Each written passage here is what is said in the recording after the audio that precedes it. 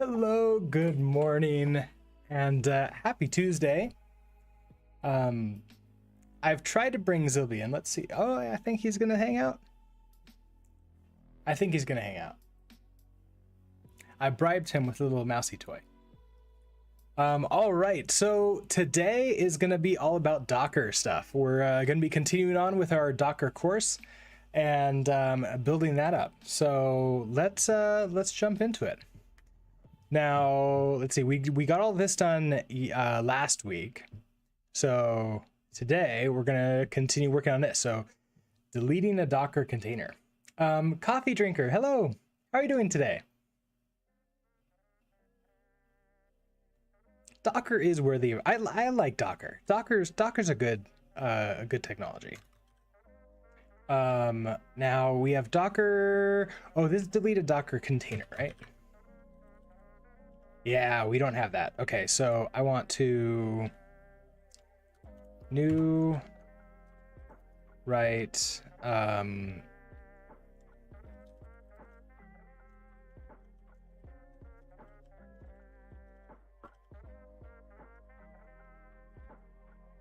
delete a Docker container.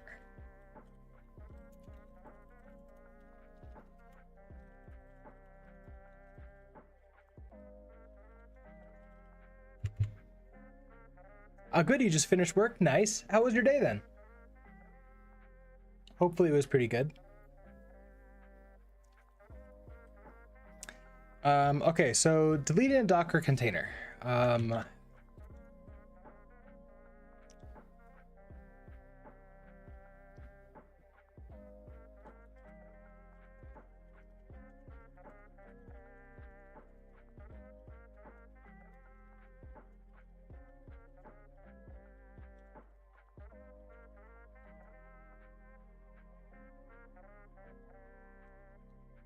Is stopped.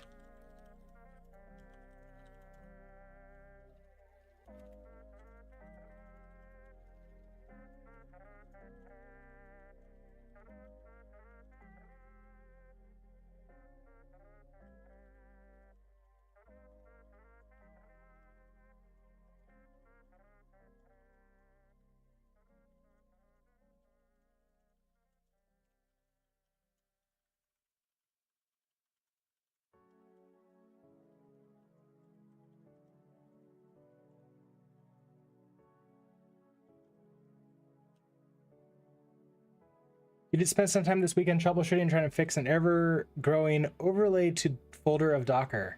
In the end, you just deleted everything, but I still want to figure out how to clean all overlays that are not in use. Oh,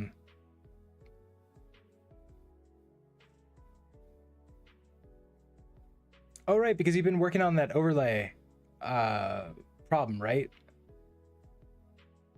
Or are you talking about like the layers of Docker?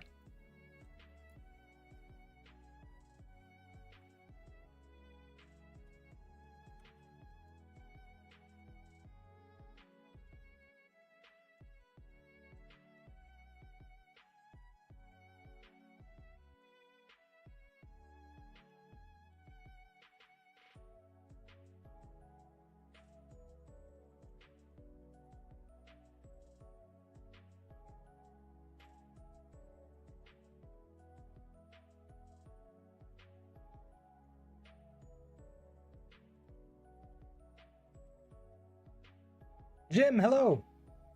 How are you doing today? Oh, yeah, the layers. Yeah, so the layer type stuff is all taken care of automatically for us. Oh, it filled up your 50 gig VM. See how they do cleaning? Yeah. So that's the one really big elephant in the room. The big problem. I'm not sure the right word for it is in the Docker world, which is it's so big. It makes cargo and npm problems look like nothing. Generally speaking, when you remove an image, it removes all the layers that it can remove. But obviously, if you have a bunch of images, then you probably want to every once in a while go and remove them. the only problem is like, what if you need them or something? That's where like maybe deploying them out to like Docker Hub or your own repository is probably a good idea.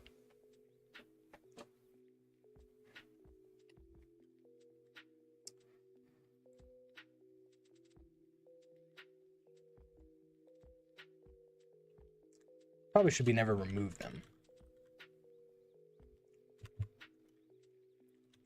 Okay, so let's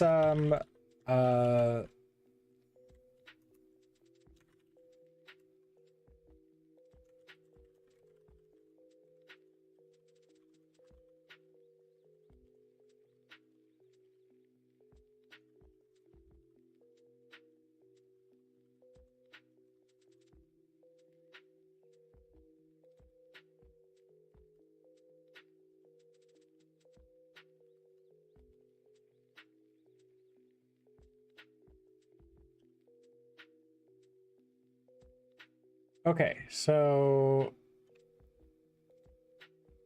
I want to do, how do I want to do this? Probably do the same thing we were doing before. So we do a Docker run. We can name this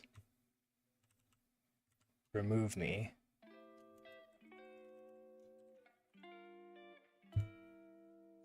And we'll just immediately exit.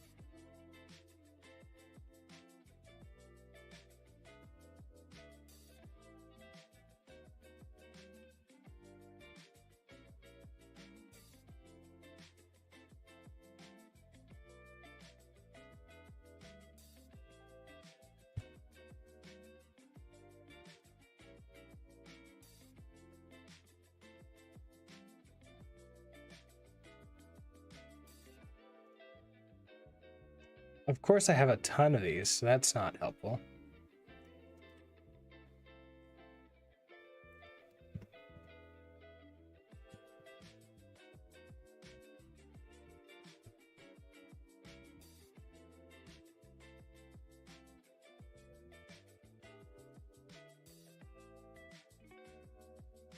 All right, well, let's see what we can do with this. I forgot we have to remove to get these down to like 3 each, right?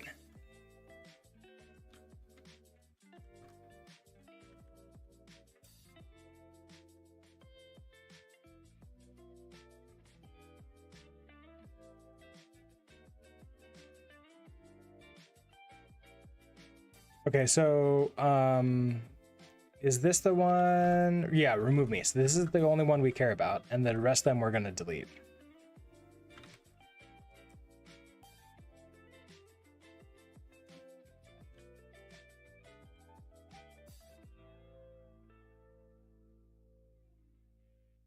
Oh, right. I do it from this thing, 3 from this.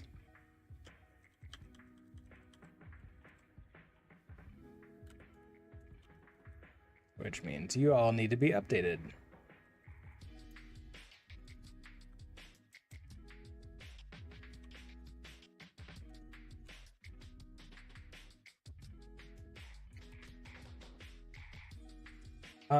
There's no ports for this one, right?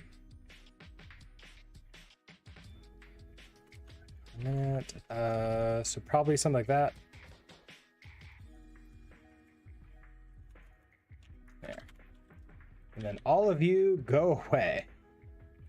Oh, I hate it when that happens. I don't know how to undo a selection, so I just have to redo it all again.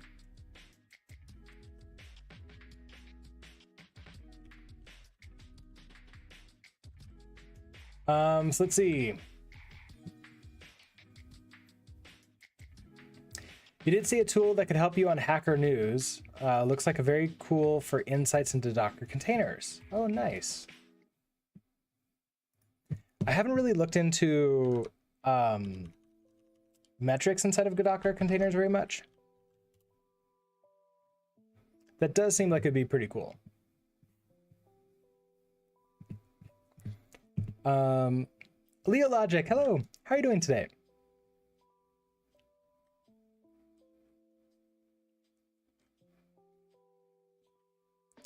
Oh, grep it, write a Vim macro. Yeah, writing a Vim macro would probably work. Well, except, you know what the problem is? This is Helix, and Helix doesn't have Vim style macros yet. They have some kind of almost type of macros, but I have like a lot better support if I use keyboard macros, which I won't really do any better. So yeah, was the exploring each layer in a Docker image. Oh, interesting. Okay, that is cool.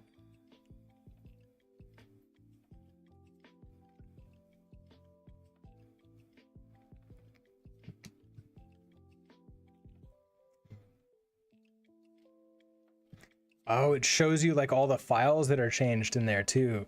Yeah, that's pretty nice. And I wonder if it would let you mark them for deletion too. Yeah, discovering ways to shrink the size of your... Okay, that's cool.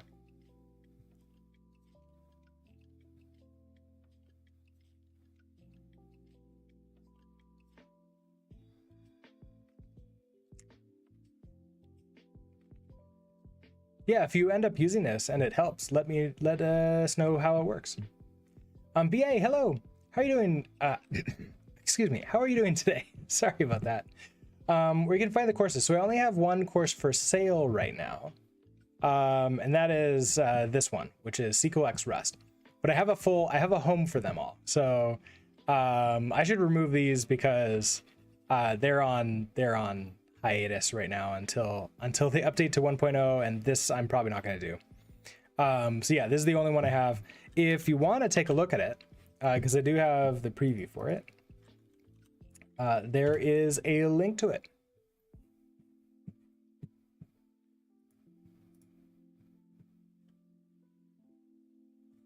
All right, what am I doing?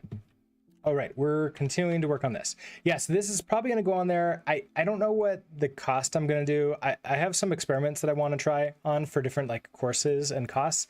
Like I might put this on YouTube for free with advertisements, and then also make it available for a small purchase for with no advertisements, obviously. I don't know. I haven't decided yet. So like those are all different options that I might go with. Okay, so we can see that this works. So now we can do the remove.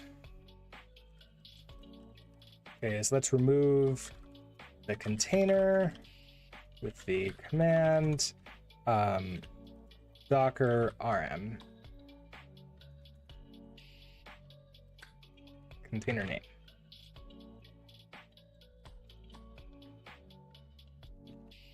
Container name or container ID.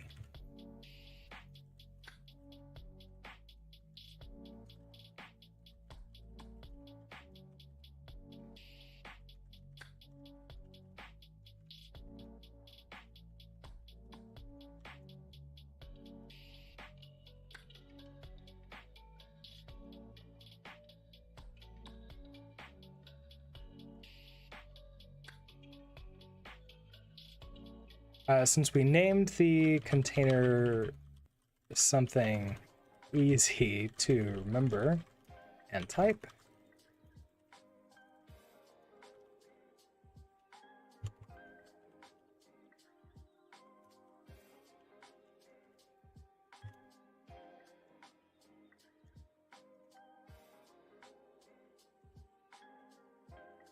so I don't have autocomplete set up because I think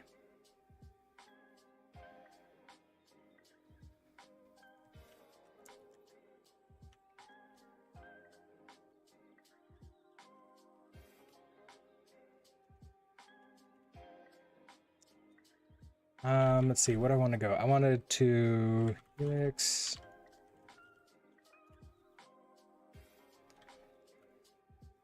Now I do have, okay, so I do have the Docker plugin installed.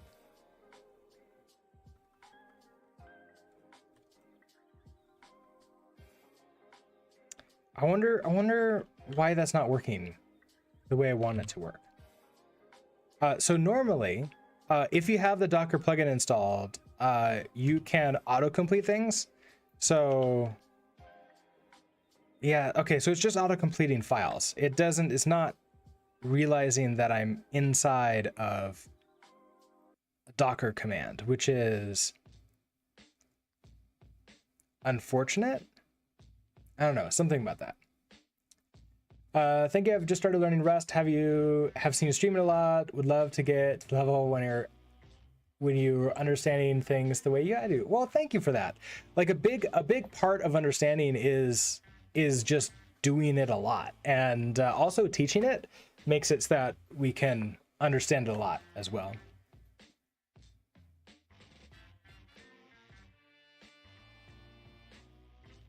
Okay, so we're gonna remove me. So that removes it, and then we can just do a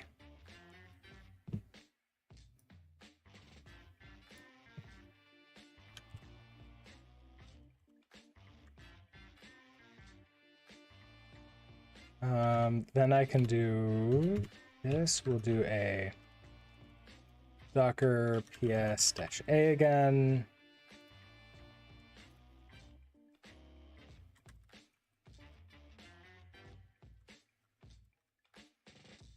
And we'll just go ahead and lie and say that this is now what we have. Even though I have a bunch of other ones, but this is what you would see if you didn't have all those.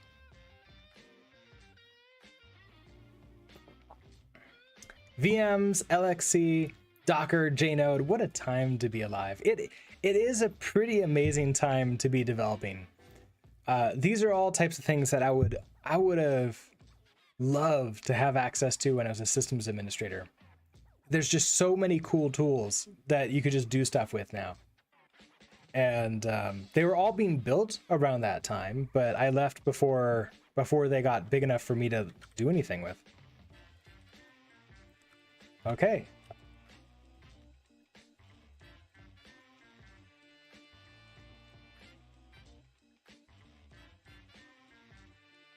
Ooh, I hope the spell check is gonna catch that one. How do you spell that proper? I don't know how to spell that. The container has now been irrevocably removed from I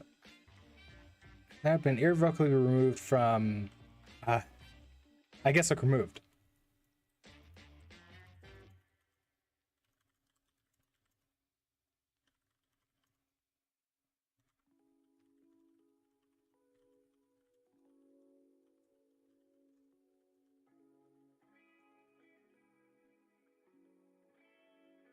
Vampire, also, I think I forgot to say good morning. Hello. How are you doing today? I think it's not morning for you, right? It's afternoon. Well, regardless. Hi. Okay, so the container has now been irrevocably removed. There's no way to recover the container or any data stored inside the container. Oh, it is? Okay. So you are over here. So you're west coast of the US. Or something like that.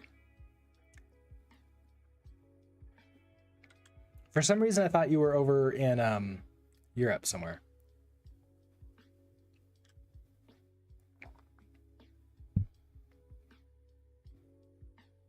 All right, so the container has now been irrevocably removed. There's no way to recover the container or any data stored inside the container. Yay!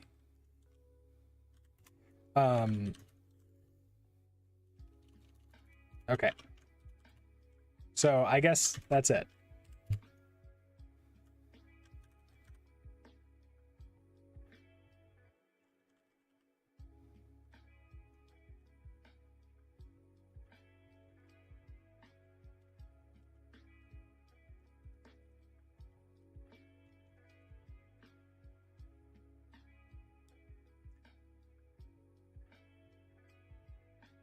Coffee drinkers all confused now. Dutchies are everywhere.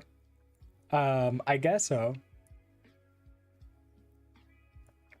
I'm trying to remember if I've ever met anybody who I would recognize with a Dutch accent. And the only times that I can really like remember would be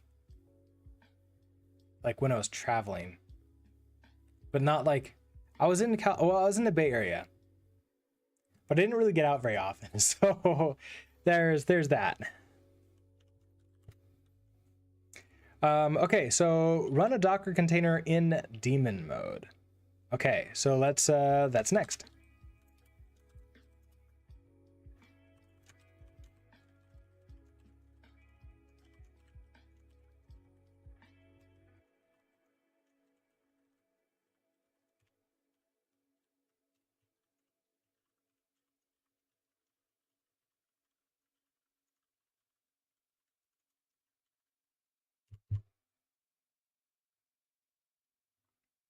Should be easy. Our English is terrible, also called Dunglish. I mean, I guess the problem is over here, our English is terrible too, which is very sad and ironic.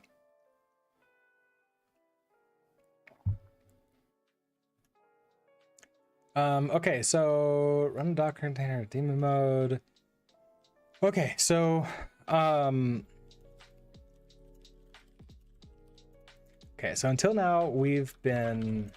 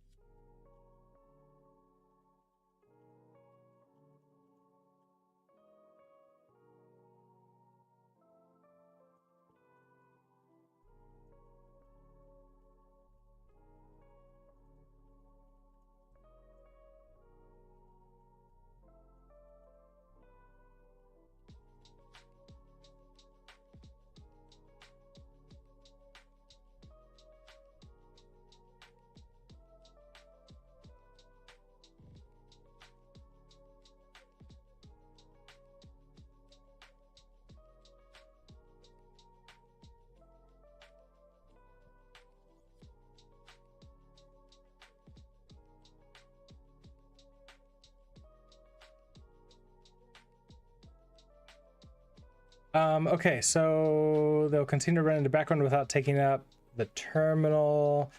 Let's what's a good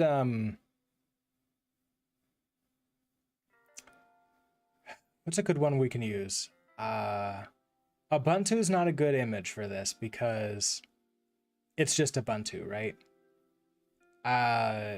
Like interactively, there's nothing for it to do.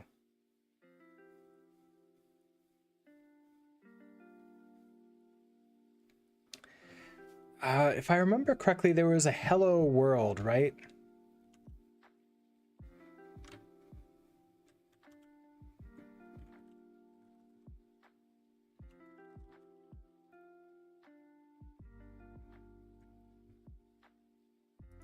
There's like a getting started, and then they have you do like a Hello World.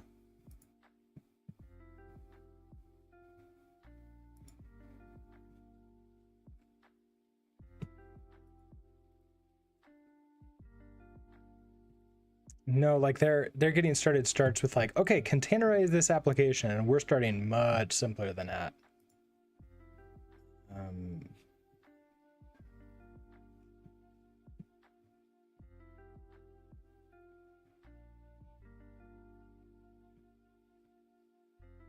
Samples maybe? No.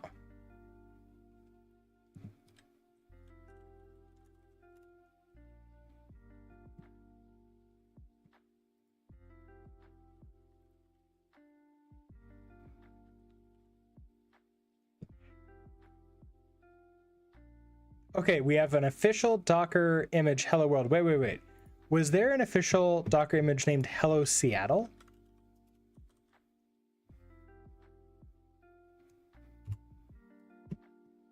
Wait, I want to see hello. I want to see all the hellos.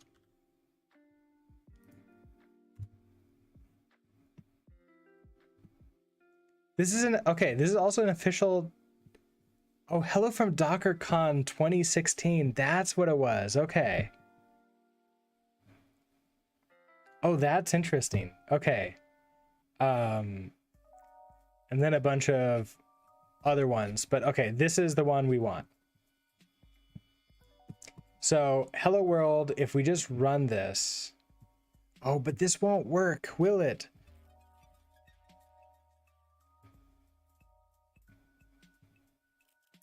No. Okay, so wait a second. This won't work. We need I need something more interesting. I need like a command. A command to do something interesting. HTTPD might be good.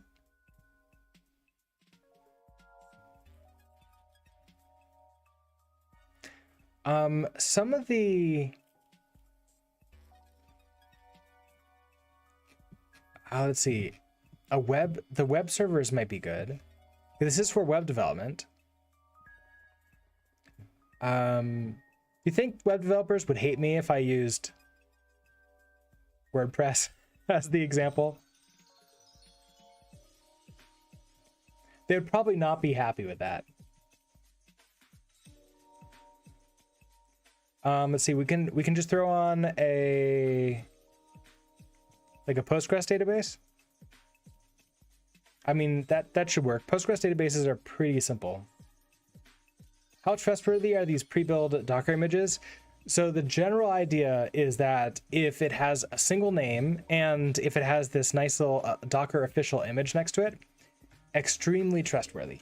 Like as trustworthy as you can get with a Docker like image. This is meant that it's created or at least monitored very closely by Docker themselves to make sure that it's exactly what you think that it is. Like Docker, I don't know why. Docker figured out the namespacing problem with package managers that nobody else did. So everything that's a single name is official. And then if you ever see, let's see, oh, these are all official. If you ever see multiple names, of course, this is just random, isn't it? Let's search for here. If we're like, okay, I want the Postgres database. Okay, this is official from this is official from Docker or Postgres, probably a collaboration between both of them. This one is created by Bitnami, and they cannot push to a single letter name. They can't do like Bitnami _ Postgres. It has to be username / Postgres, which is really cool. I love this so much. Now you know exactly who created this, and you also know that it's not official.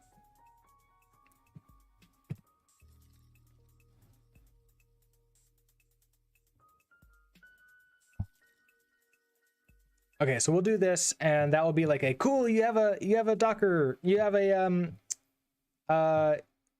database on your system.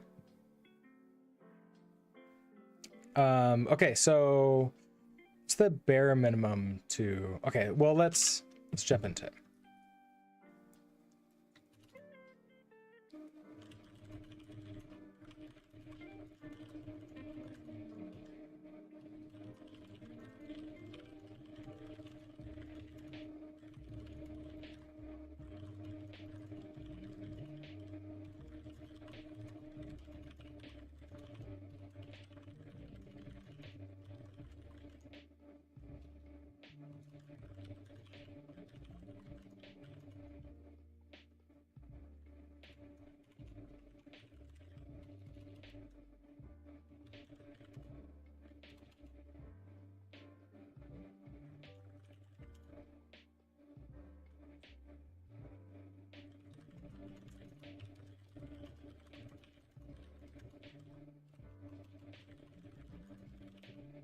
Do I want to do something like that? That's a little bit too familiar, maybe.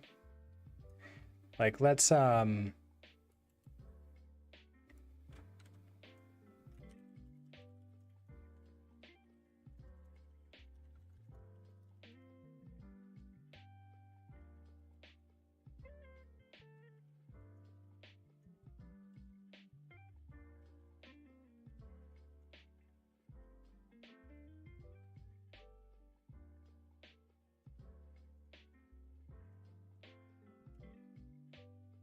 Okay, so first things we need to find the image.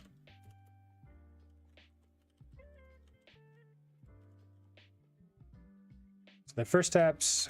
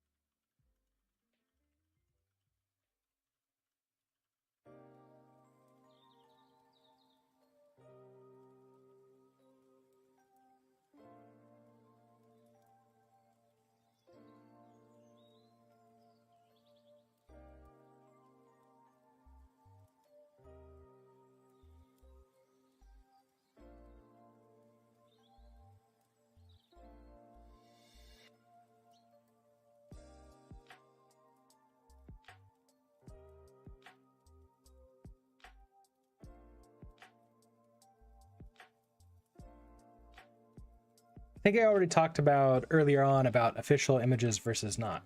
So that's good to know.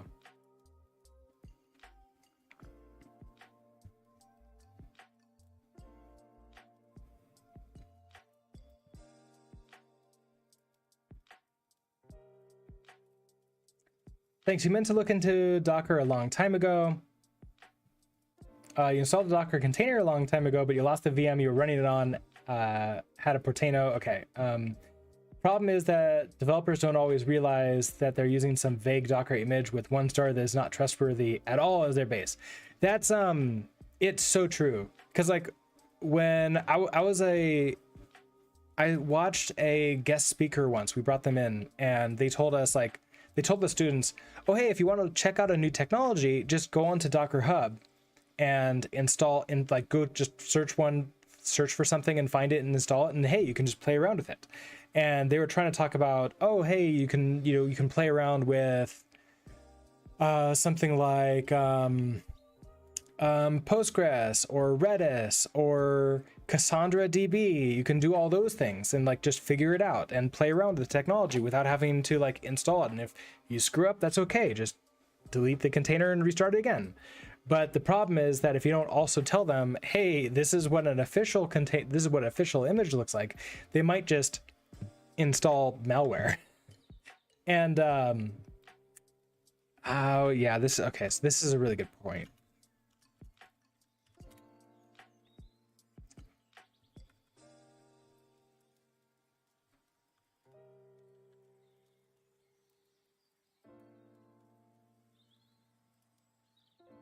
So security concerns with Docker, we're gonna have running like, okay, so I'm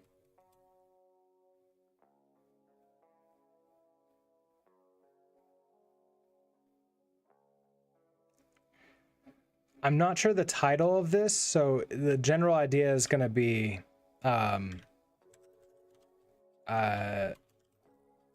Docker containers have more access to your system than a traditional VM.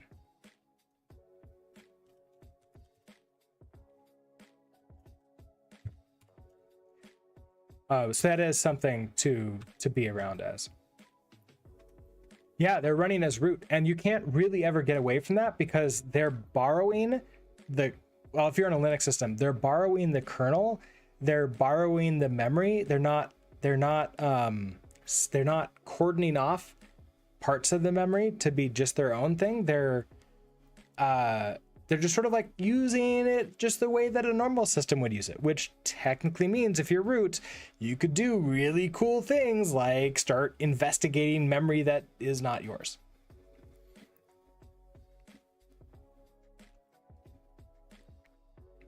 Crossbow, hello. How are you doing today? That's why Podman, that's why I use Podman rootless. Yeah, I guess like we have to check out here. I should just check out Podman to my list.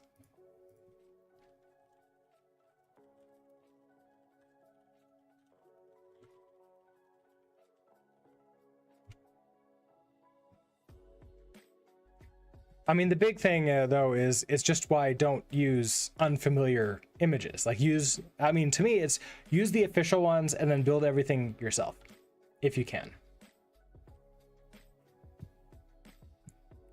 Or the base is awful and they're dragging a 10 gigabyte Docker image around that should actually be 200 megabytes. Yeah, I remember when I first started with Docker, one of the things that I did, and I didn't realize how bad it was, is that you just do an apt install if it's a like an Ubuntu base, and then you just installed tons of stuff just like now got added to that layer, and you don't realize that you just added like a gigabyte or at least hundreds of megabytes worth of stuff. And then you keep on adding more to it, keep on adding more to it, keep on adding more to it, and then never clean that up before sort of locking it in. And it's like, okay, oops, that's not great.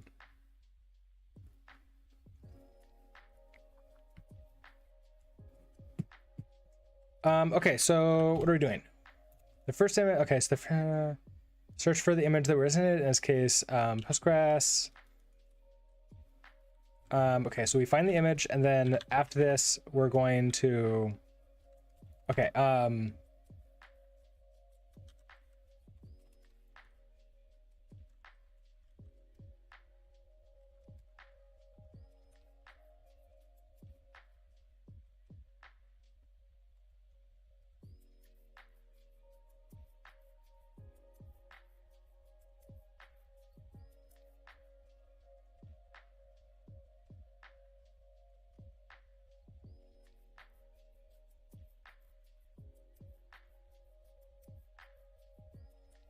okay, so if let's find it. Okay, so that's not what I want. How to use this. Okay, this is what we want.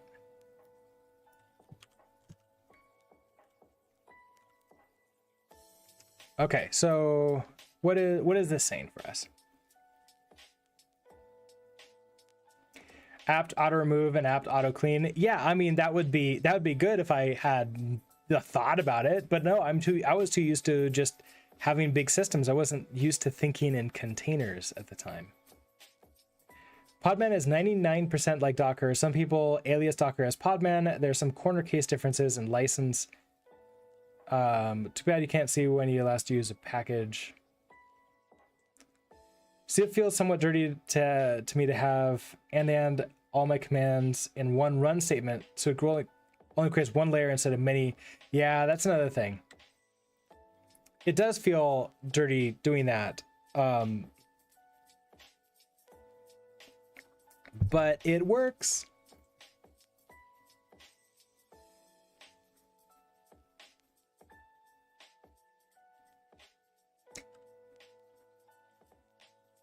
Yeah, so I added it to my to-do list. We'll check out Podman sometime, see how it's working.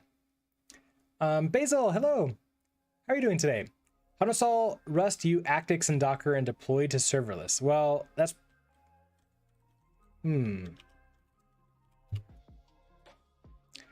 let's see. Deploy to serverless. When you say serverless, is there a specific vendor you're talking about? Because they all are going to have different instructions and different things you need to do. That being said, deving with Docker, it might be good. We can have like a, we can have challenges.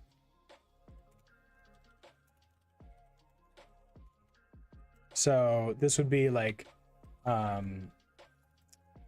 setting up,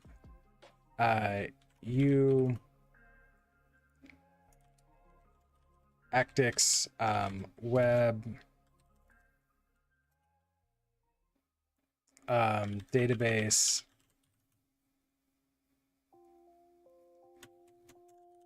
for local dev.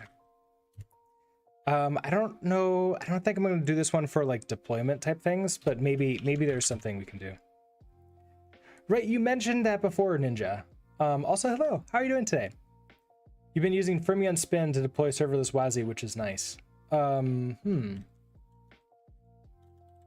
Yeah, At one point in time, Heroku was my go-to for deploying everything since they had the ability to deploy Docker stuff out, and they had the free tier, which was amazing. But then they got rid of free tier. So now I just don't recommend Heroku at all for anything because there's too many other sites that have free tiers. Like why bother?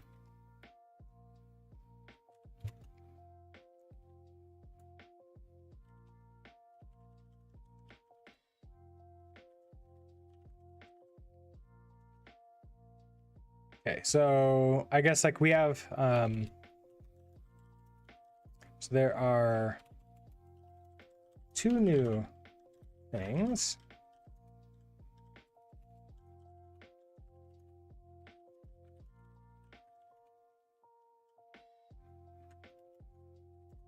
So the first is the -e.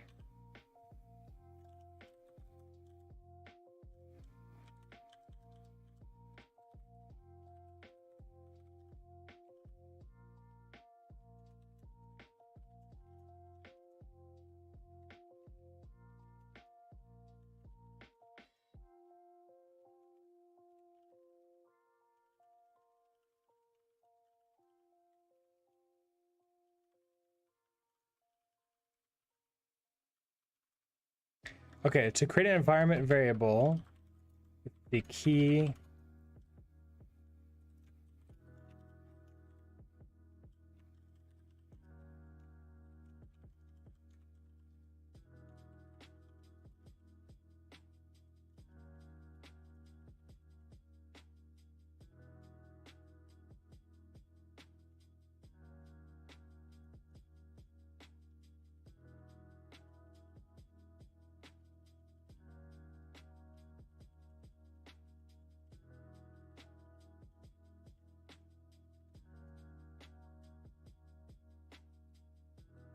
and then our other one is the -d.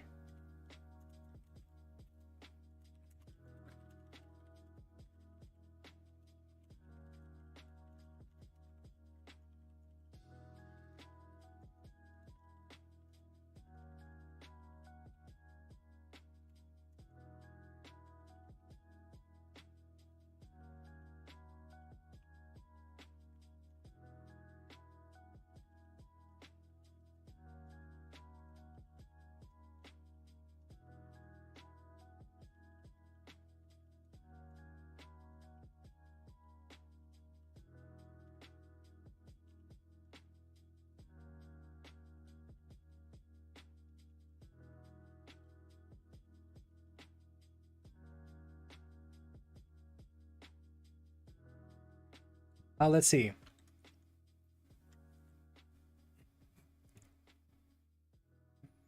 Are you doing well, Ninja? Excellent. That's good to hear. How do you share encrypted keys with containers? You mean like you have like an encrypted file that you want? You want to encrypt your environment variables and share them in there? I don't think I've ever done that before. Usually what I do is have like a GPG key. Well, I mean, you can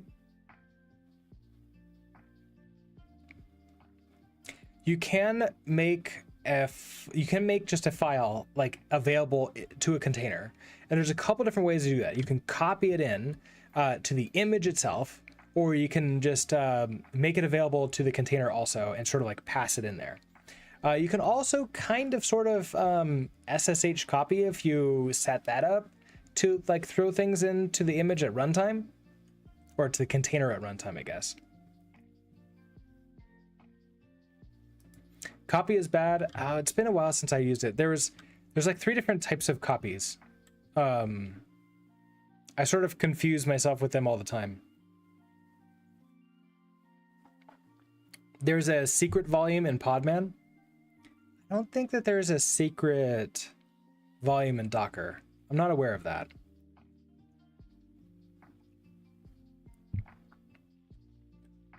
But maybe things have changed and it's like new stuff that I'm not aware of.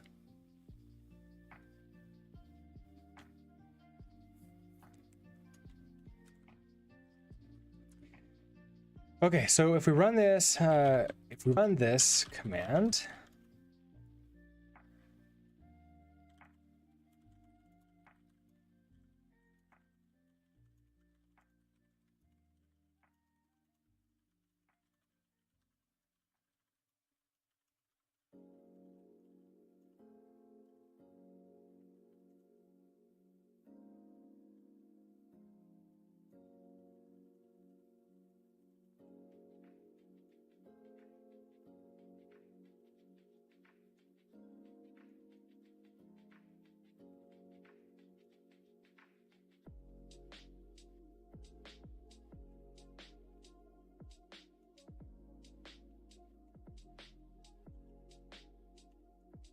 all right, I actually need to copy this.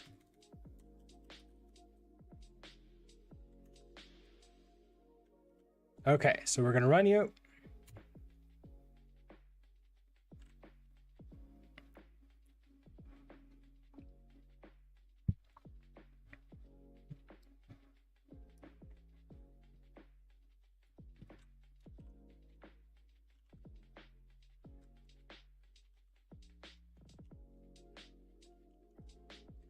Okay, so there we go. This is the ID.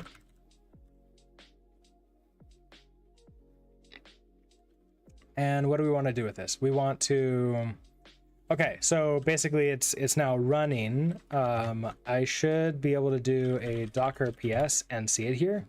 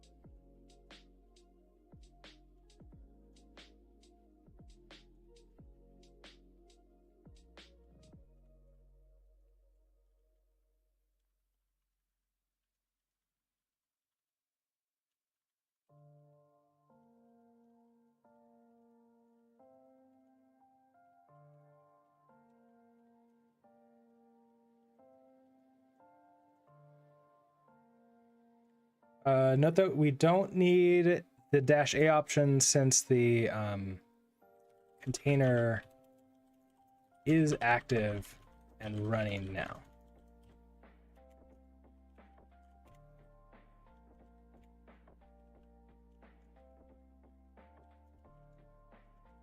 Okay.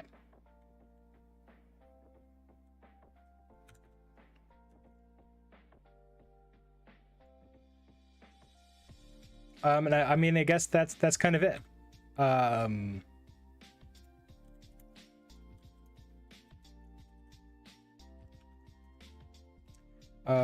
We have, stop. Okay, so we have stop running container here. Oh, connect. Okay, yeah. So we're gonna then do all these together with that. Okay, so cool. So there we go.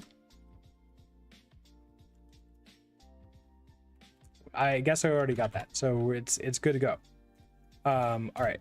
Maybe I should mention. Oh, actually, this command. Did we put a port in this command? No, there's no ports available.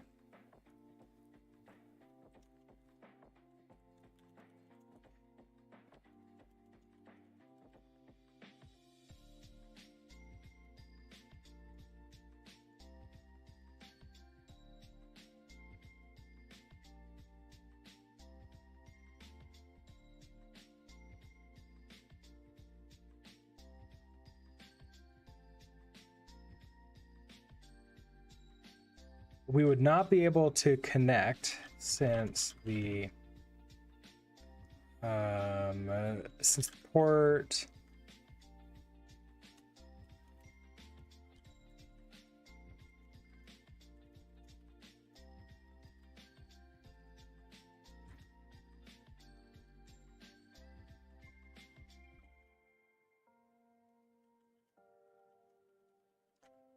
Bolded for emphasis.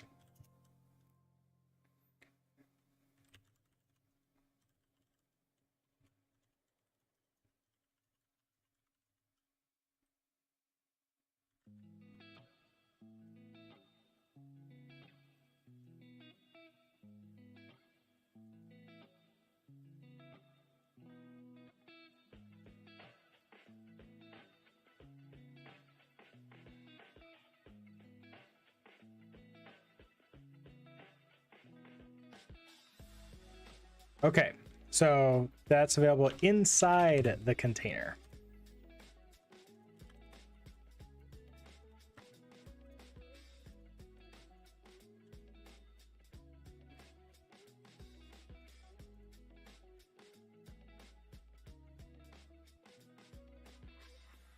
Okay, so we'll learn about that at a different time. Okay, so now we have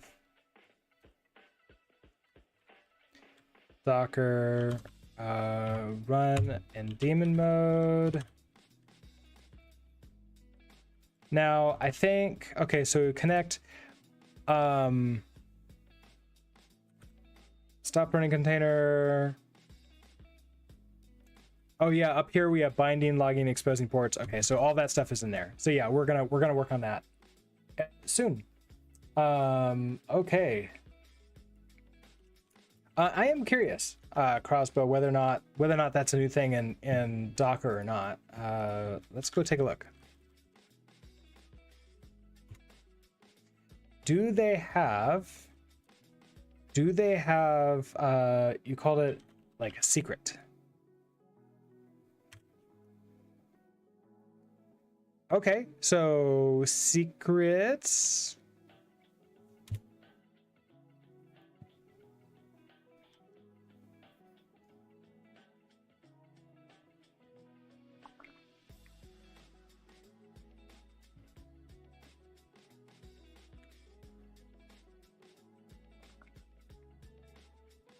Only available to Swarm devices, not just individual containers. Oh, that's why I've never used them. Because I've never used Swarm.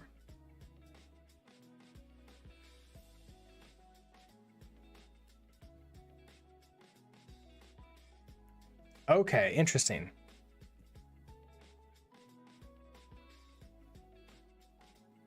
I guess you can use a single engine Swarm, but I think the power is like in using like a whole bunch of Docker containers together at the same time. Interesting. Yeah, so there is secret stuff that you can do. I've just never used it because it's Swarm only. And I'm not going to do any Swarm stuff here. So yeah, that would be really interesting to do Podman. Maybe later on I could do a course on Podman too, and like that I can have like I could put them all together in like the container course. All right, so ads are starting in around 30 seconds, so we'll use this as a break time. I'll go up and we'll stretch, take a quick 3-minute break, and then we'll be back until, let's see, and then we'll start working on connecting to a running Docker container. Cat stream, oh yeah, and then I forgot what we've been doing is that I switch over to cat big, cat large.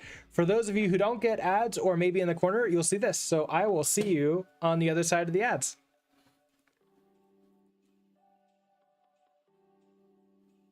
And those should be starting right now. Yes. And of course, those of you who don't get ads, then you get to take a look at It'll Be Really Large. So hopefully it's a win-win situation. And oh no good Nick. I don't know if you can hear me, but welcome. Sorry if you're just joining just to get ads right now. I will be right back.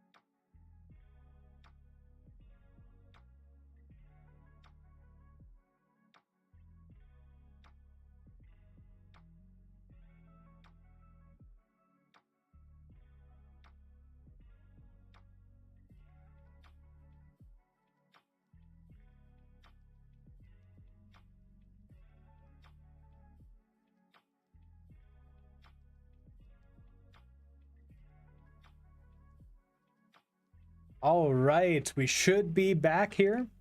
Hello, Jose. How are you doing today? And no good, Nick. You joined right when we were starting to break. Sorry about that. How are you doing today?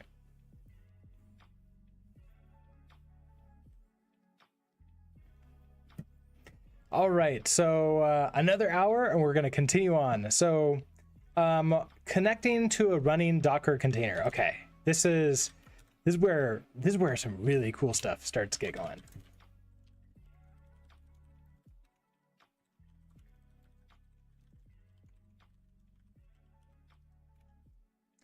Anshul, hello. How are you doing today? I'm doing pretty good.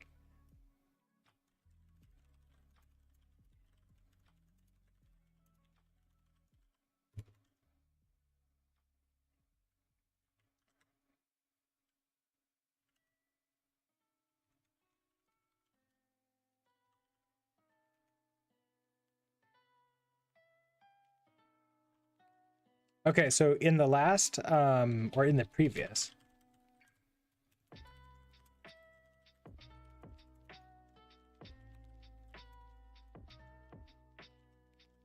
Okay, so in the previous lesson, we created a Docker container. We created a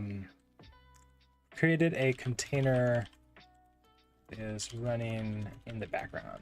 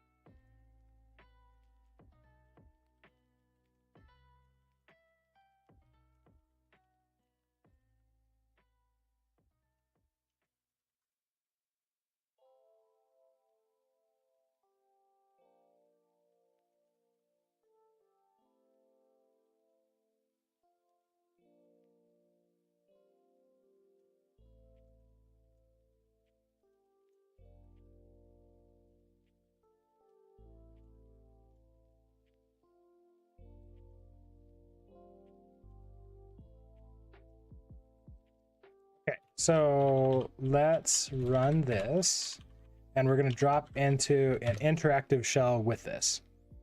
I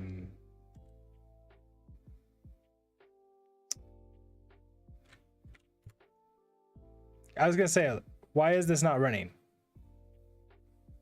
That was confusing, but whatever, it's running, so we're good to go. Kirby, hello. How are you doing today?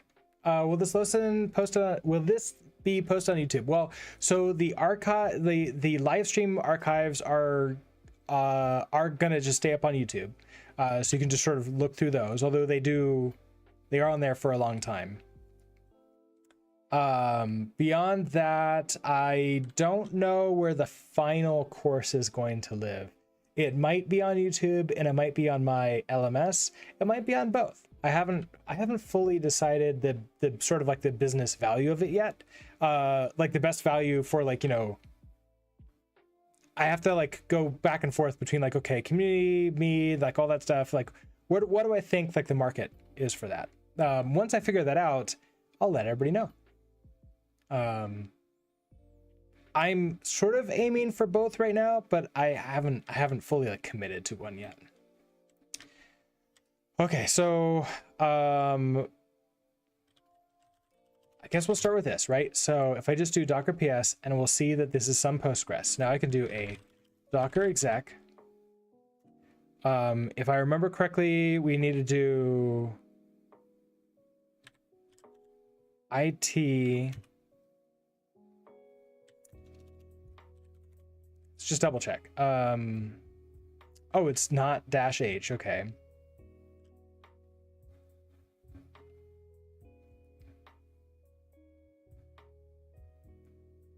Yes. Okay. I want it. Yeah. So that's exactly it. So we're gonna do docker ps. We can do docker exec it some Postgres, and then the name of the command that I want. So in this case, I want to drop into an interactive shell. So we're going to drop into bin bash. I'm in here. We can then take a look that I'm in this container. I can now exit out. And then if I do a docker ps again, it's still up and running.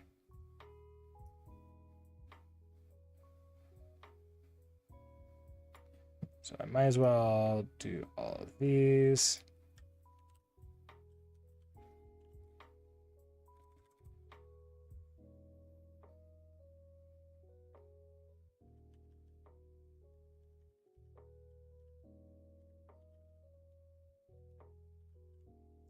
Okay, so that's 4 selections. That sounds about right.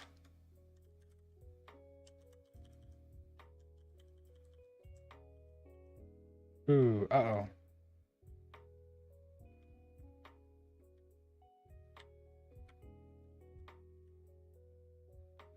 Okay, those are closer to B-line. There we go. Okay, so the use, there we go. So we start with that. So we have our docker ps. We go with that. Let's add another line in here to separate that out. Okay, so then we do our docker exec it some Postgres bin bash. I don't think I need to do that. I think we can just say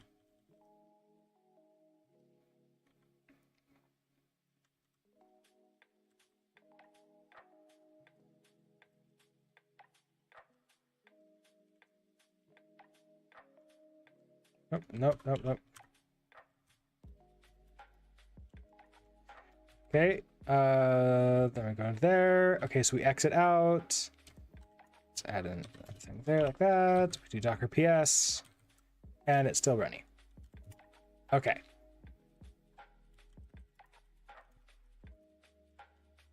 Okay, so we did a few things here.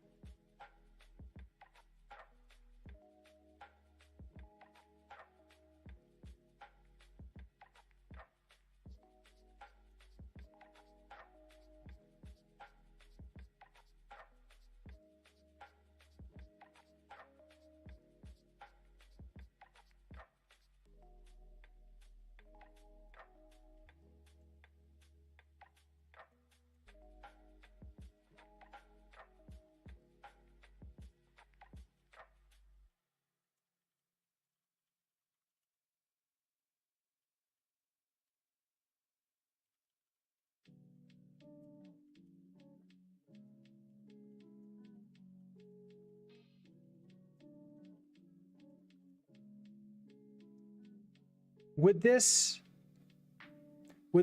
it be correct to say that running a shell creates a new shell? I think that's proper.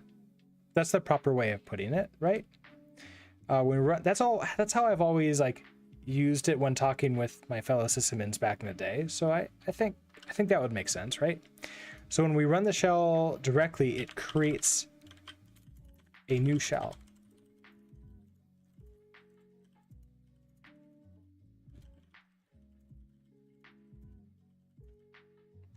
since we're in interactive mode, we are connected to that shell and can now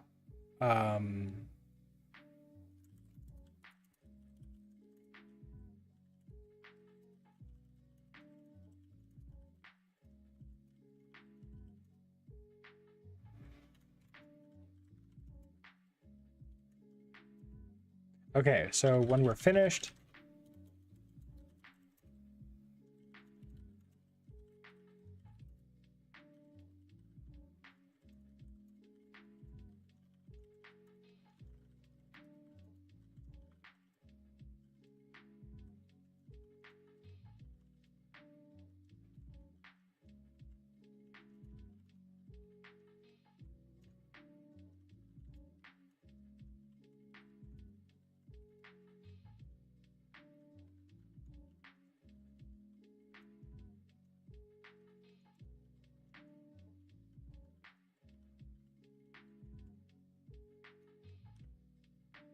okay.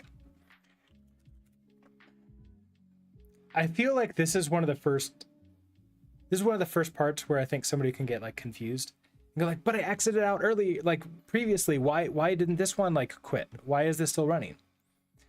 So I think this is one of the ones where like after some people go through it, I might have some like questions to like expand and add to this one, but I'm not exactly sure what those are right now. By the way, if any of you have any questions about what's going on in any of these, please ask away, because we can only hopefully I can help out. Okay, so when you're finished running a movie, since can you restore the -D option for demo mode, it continued to stay up even after exiting. Okay, so let's do another section here.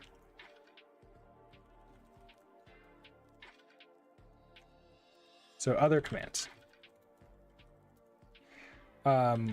We can run more than just the shell.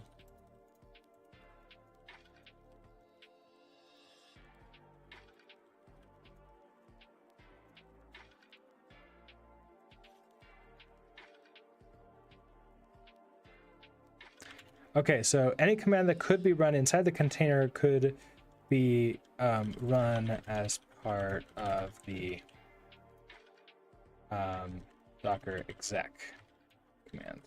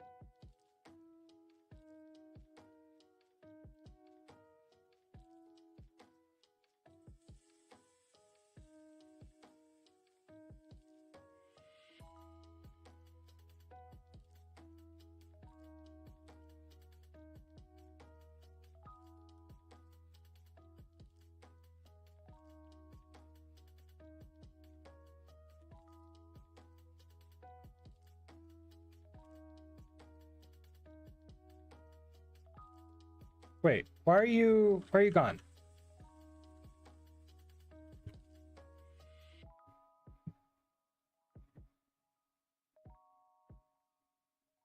Am I crazy? Why was that showing nothing there when it clearly was still there? That's weird. Is that just me, or is that like switching back and forth cut? Oh, look at that. When I switch back and forth with Zellige. Oh, weird. I'm losing data. That's okay. Is it because I'm in full screen mode? That's strange.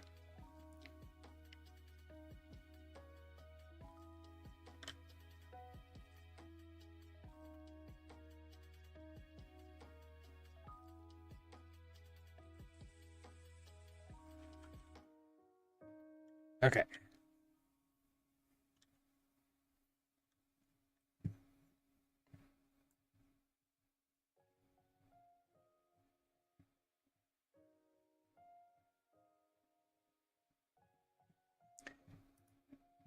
All right, so let's see.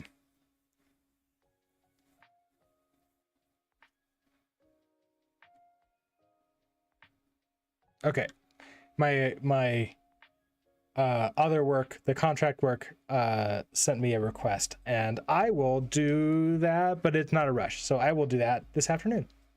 I don't have to do that right now. Is Imesdrin, hello, how are you doing today?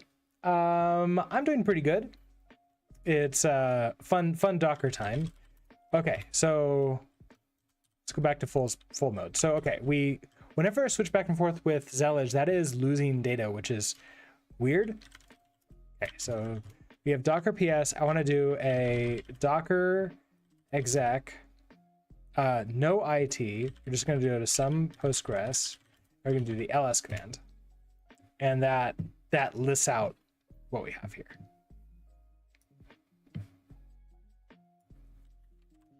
So if I go back in here, weird, it didn't lose that.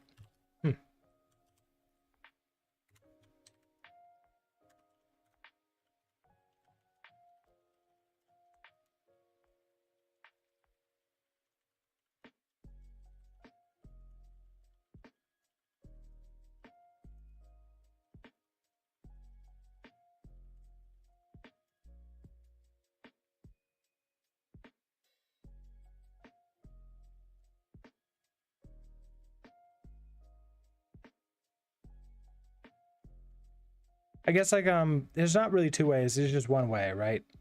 I think that's all I need right now. I don't think I need to like explain why that's important or not. Okay, so this is connecting to a running Docker container.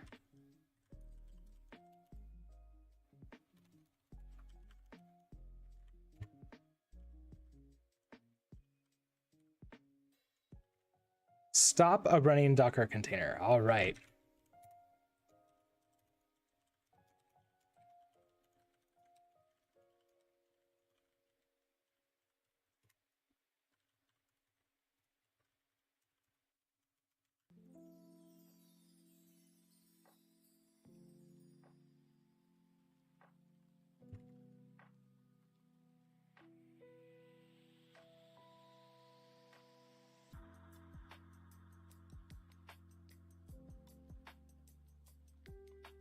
Okay, so are we heading towards anything? No, not really. Okay, so stop running Docker container. So we've been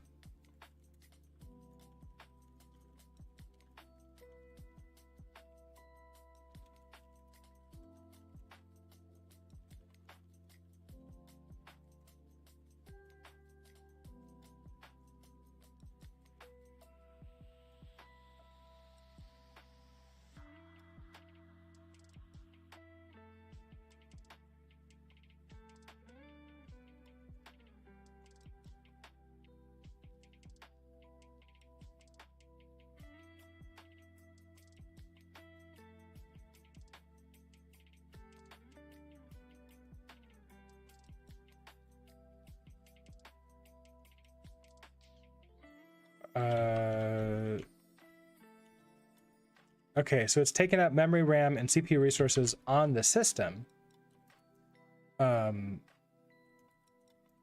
If we have a very powerful computer, it's probably wouldn't affect us.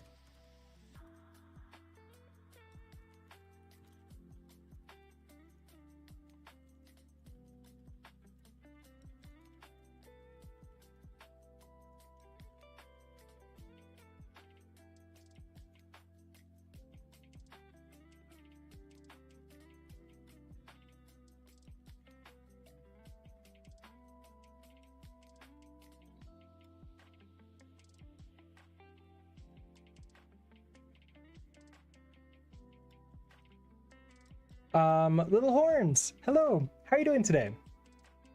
You're wanting to learn Docker, you're a web dev that just got out of an internship. Would this stream be the best to learn Docker from the very basics, or do you recommend a prior video or stream to watch from the So I started last week on Tuesday is when I started, and this is what think all of these is what I got to. So installing, like getting started with Docker, running the first container. Is that available yet? I don't know if that video is online yet. I set those live streams. They hang out in members only mode for like a week or so. Right now the backlog is a week. It's gonna shorten down as now I'm switched to only 3 streams a week as opposed to 10. So let me see where that is. That was creating a course for Docker. Okay, that is public. So yeah, that is available. It just went available shortly. Not sure. Oh, it went available this morning. Okay. Perfect. Here, let me see if I can grab a link to it.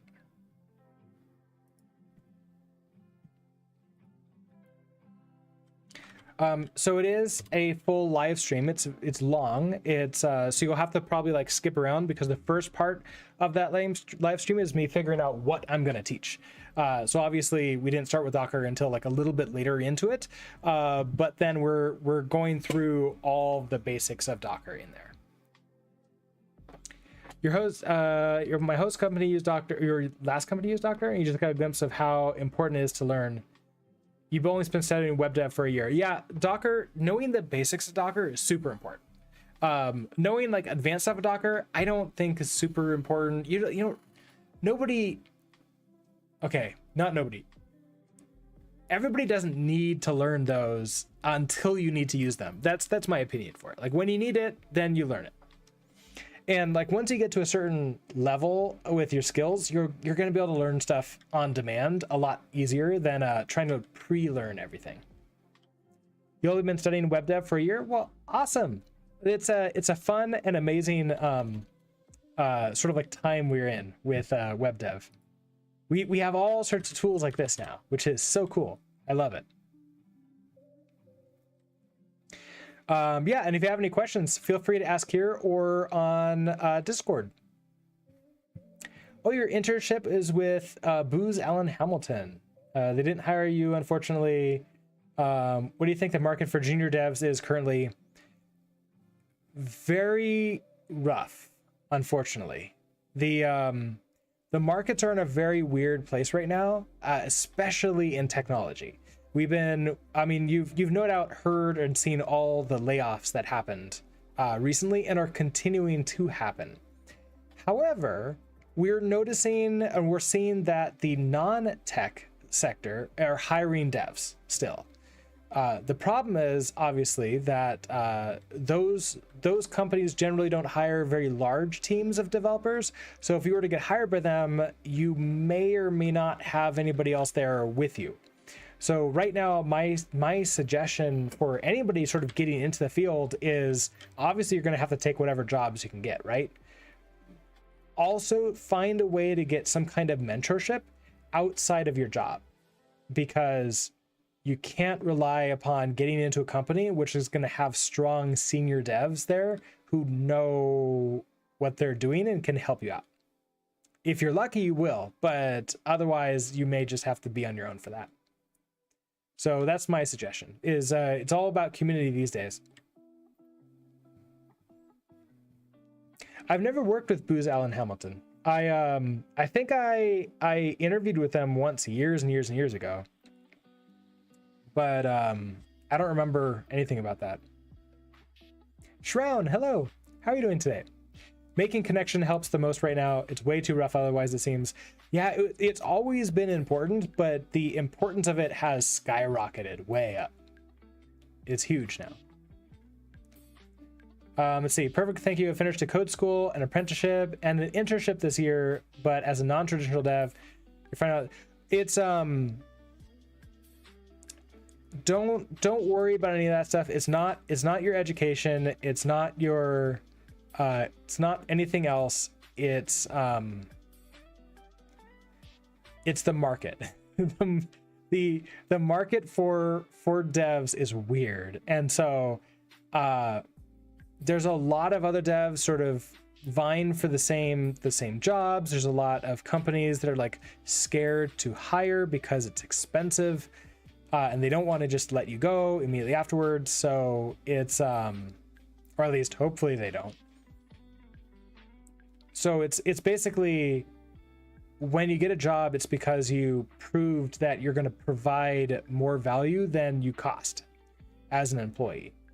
And that's, and also more value than anybody else applying for at the same time.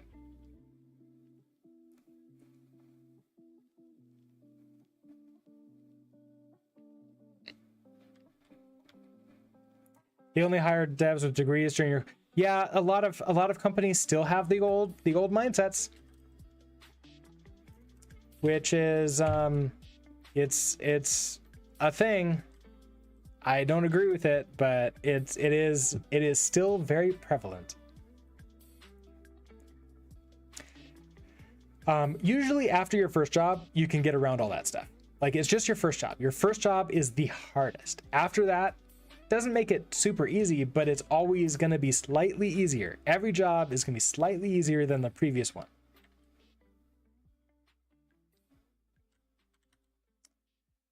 All right, where were we? However, it can be a good idea to clean up after yourselves and free up these resources for other services.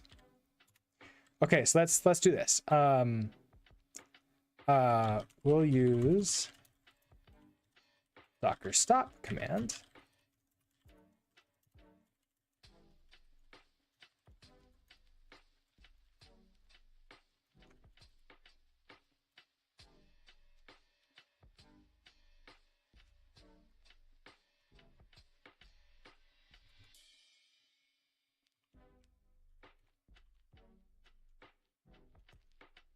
Okay, so we want to do docker ps to show this up here like that. And then we'll do docker. Oh, that's going to be annoying. Okay, so docker run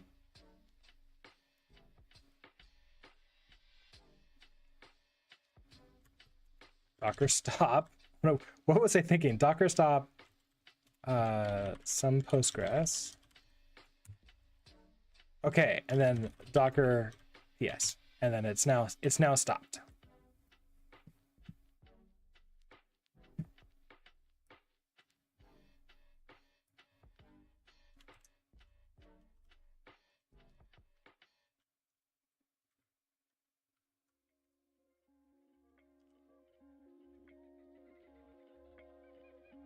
Okay, so let's search for, I guess we can start with main, which are all of these, right? Yeah.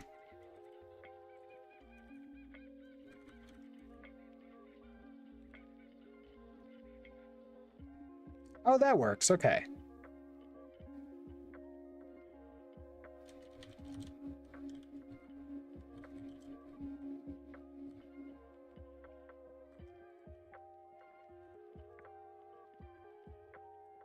Okay, so docker ps, we show this command, docker stop some Postgres is stopped, docker ps, and then it's gone. Okay.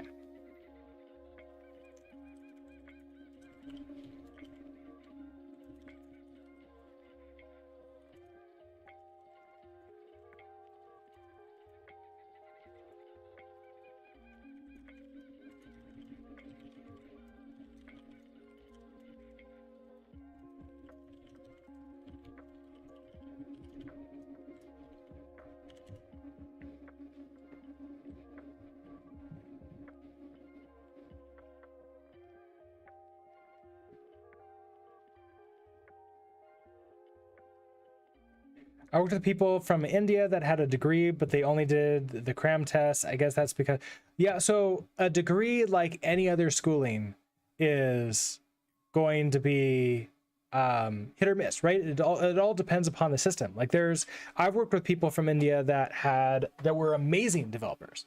And I've worked with people from India that were not amazing. It all depends upon what their background is and what, you know, what that school really is. And some schools are great and some schools are not so great. Bix Plays, hello. How are you doing today? Also got to be on the lookout for companies that just have the thing they're trying to fix, and the example problem for the interview is trying to get the solution solved for free. I've never run into that, but I've heard of people who have run into it.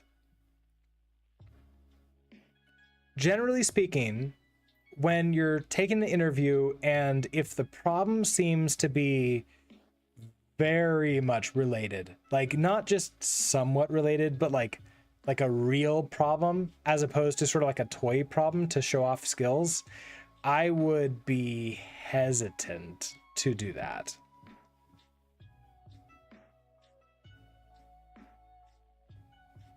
Oh yeah, and there's plenty of developers that have never gotten degrees that are amazing too. That's very true.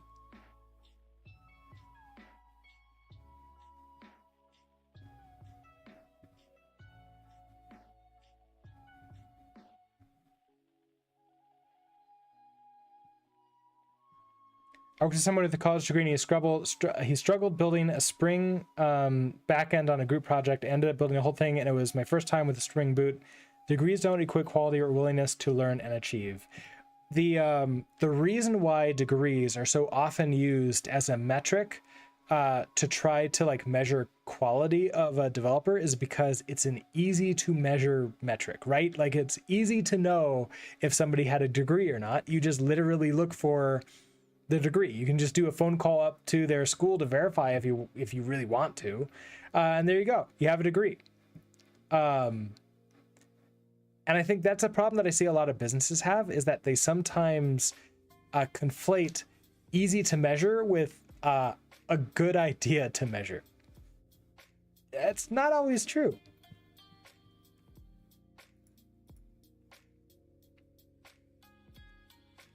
Okay, so if we were to list all the containers that are going to do, we would see the stopped container.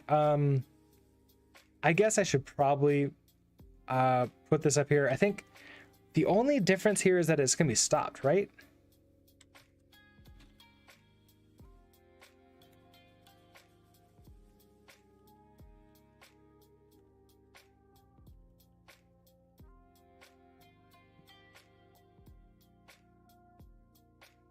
Nope, too much. I want to go to here.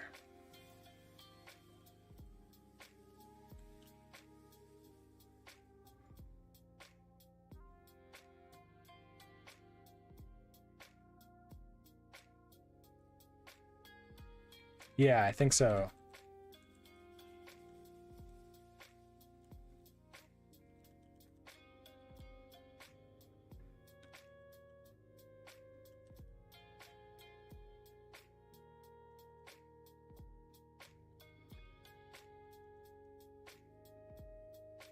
Okay, and then we'll just make you match up.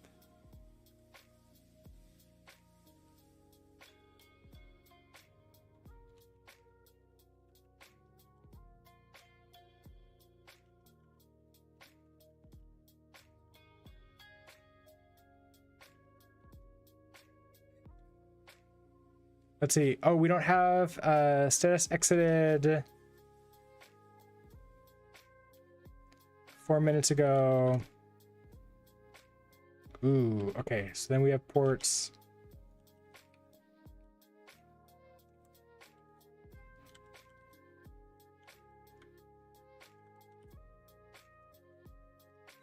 Okay, there we have that.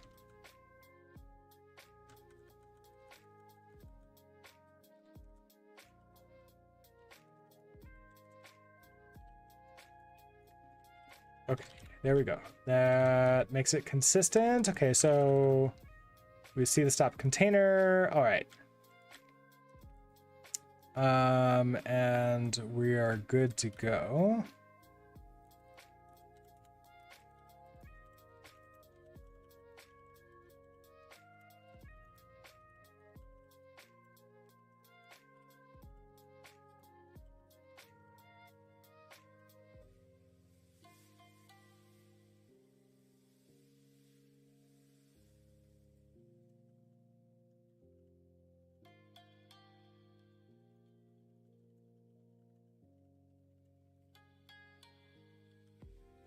Okay, but we already talked about that, so I don't need to go through that.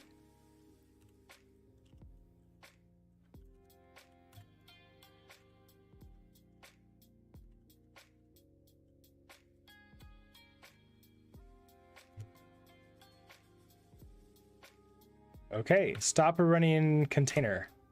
Oh, you know what we could do? We can restart.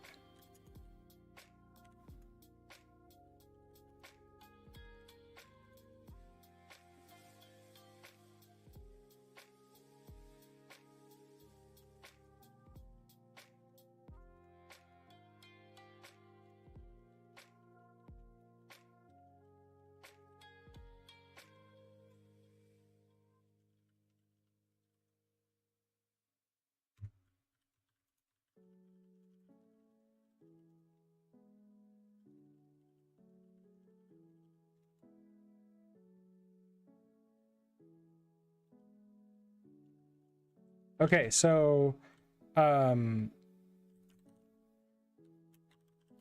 previously we stopped our Postgres database container. Okay, so previously we stopped our Postgres database container.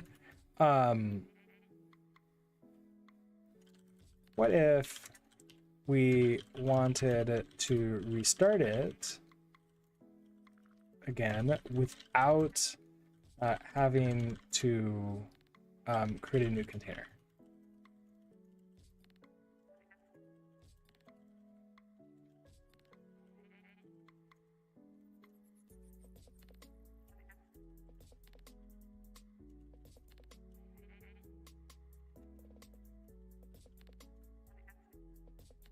Okay, so this command requires that a container be created, but not running.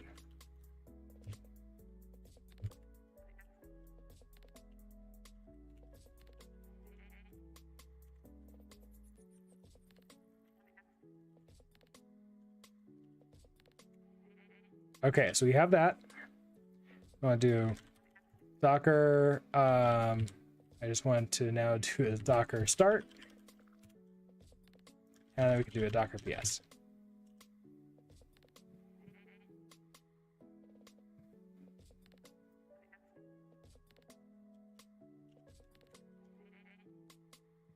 Let's see. I missed a bunch. Indeed, HR doesn't understand IT, so they use a degree as a baseline because nobody got fired for hiring somebody who on paper has good qualifications. Like our IT equivalent, nobody ever gets fired for hiring IBM. Yeah, I mean, that's very true. And you see that a lot in companies that don't have a safe, like don't have psychological safety. Psychological safety is so important for taking risks because you can't really get like there's the entire statement of like no risk, no reward. It kind of exists for a lot of other things too. Like if you want to play it safe, that's great, but the chance of you getting like the best employee is a lot lower if you're only going to look for degrees, if you're only going to look for certain things. Like those people that are amazing developers, you're gonna need to pay for them. And most companies don't want to pay for them.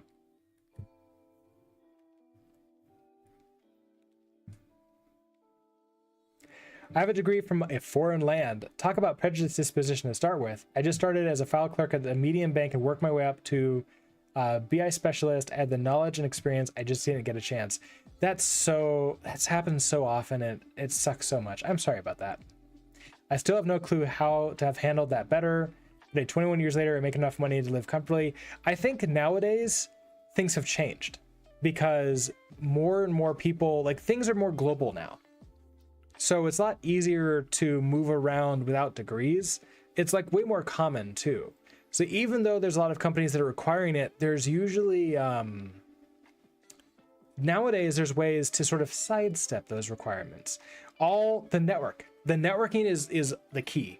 Like, because if you can find somebody and know somebody who is either in a position of authority or knows somebody who's in a position of authority, they can maybe, get you in without all the other requirements. It's pretty common, actually, these days at least.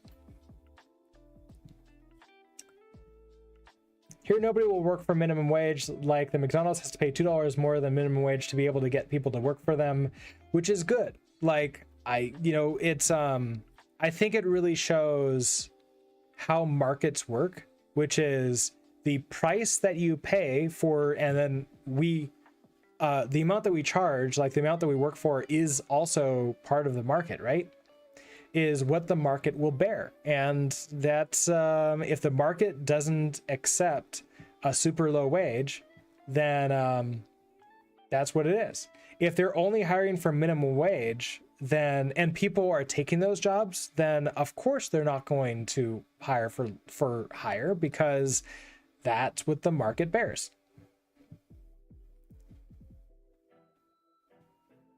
Yeah, it goes the other way around. Companies hiring devs for minimum wage to find the most desperate out there. And sometimes that's all the companies want, because that their level of quality is like, that's what they're optimizing for. For reference, that means that McDonald's is paying $18 an hour. It's not the same as minimum wage in the US. Yeah. Most of the places I've been at, they've not paid minimum wage. But I haven't been to too many places in the US. So that makes sense there. And then it's the same for everything else. So it's I guess like good things to know is marketing wise is like the difference between like just the marketing as like advertisement and marketing as like the pool of people who are purchasing or buying. In my country, local people don't want to work for minimum wage, so they go for West EU, and yeah, it's one of those things where like, if we're global now, like it's something that we can't like turn around and stop anymore.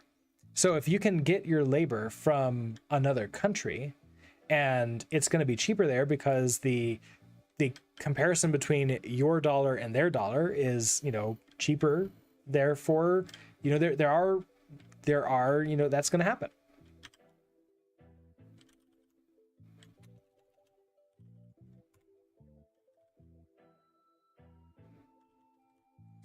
Okay, so let's go grab all this.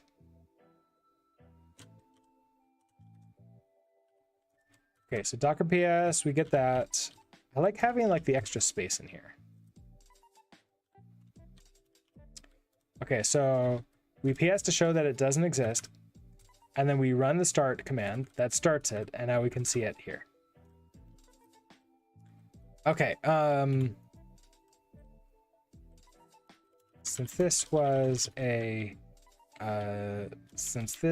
container,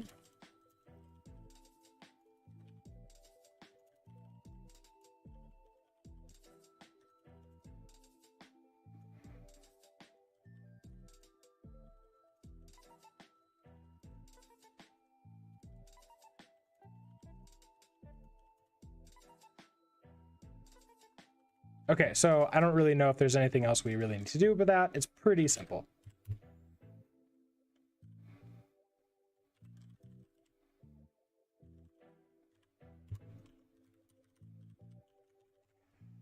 Okay, set up VS Code to work with Docker.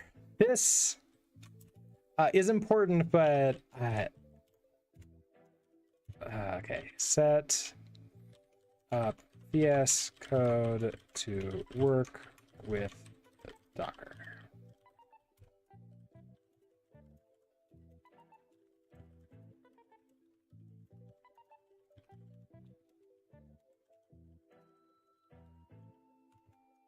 All right, well, we need to figure out how to do this because I haven't actually done this before.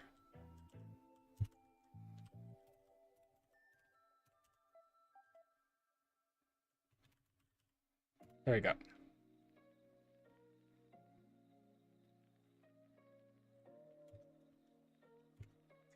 All right, let's start. Okay, if I remember correctly, I can create a new profile.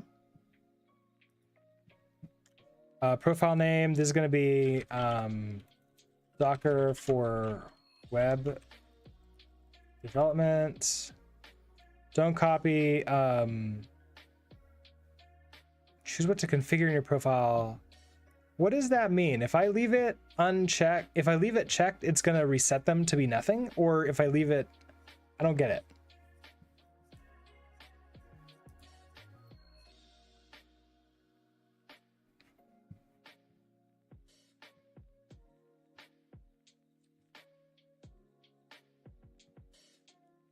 I guess we're gonna find out.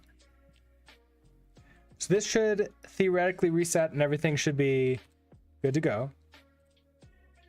I should have no extensions. Yeah, okay, we have absolutely no extensions. So I want, what extensions do we want? Okay, recommend it. Search for Docker.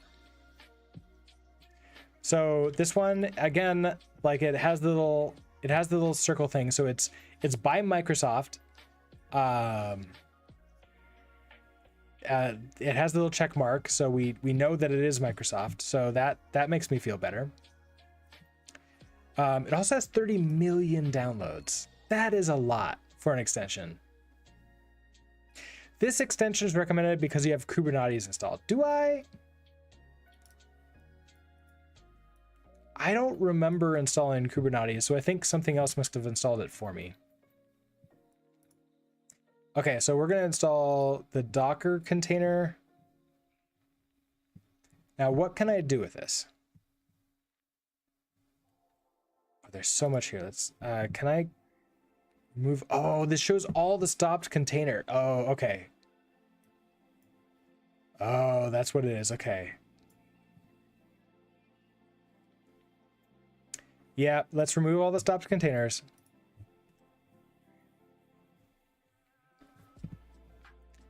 Let's remove all the images, all the dangling images.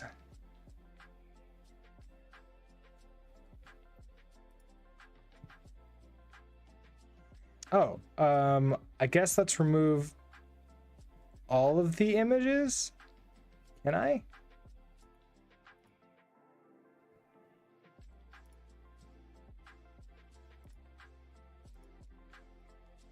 See, Express. I want to remove everything but Postgres.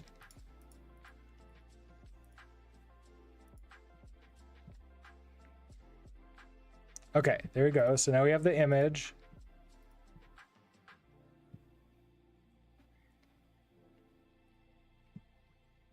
We have our container. Oh, we can even look inside the container. That's nice. We have the normal registry, right? Just Docker Hub, so I can connect to that. I am not. Okay, at least it's like that. I'm not going to put it in my. I guess I could go get a personal access token for that, but I don't want to. I'll probably just expose it to all of you, and then I'll have to go reset it again. And then everything else, okay, is we have networks, volumes. So I don't need to show that kind of stuff right now. Context. Okay, so these are the two things that I want to show off. And then I think we can actually connect in, right? We can attach a shell, which then, okay, yeah. So here, it just does this thing, right? Docker exec. It just does the Docker exec's command right behind, like behind the system, behind the scenes. We can view the logs, we can inspect it. We can do all the things. Cool.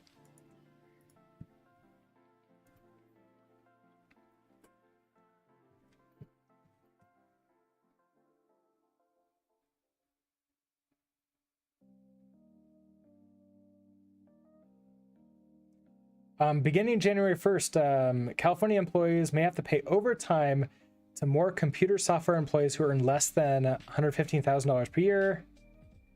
Oh, nice.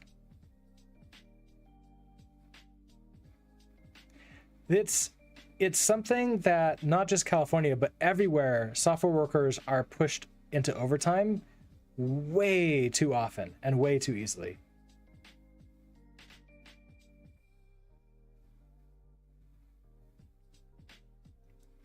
many pull so many images and containers and never clean, it can grow so fast. It can. So, and I think one of the things is like a lot of people are afraid of like just getting rid of containers and images because like, oh, what if I need it again? The entire idea is that if you're afraid of removing your containers and images, you're kind of not doing it right. You want your containers to be ephemeral. Like you could just get rid of them at a moment's notice and you haven't lost anything. Maybe like a day, like even work, like your work shouldn't even be in the container. It should be outside of the container that you have access to.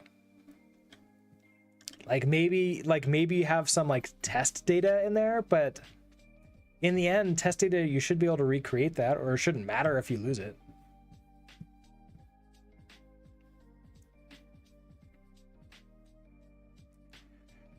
Okay, let's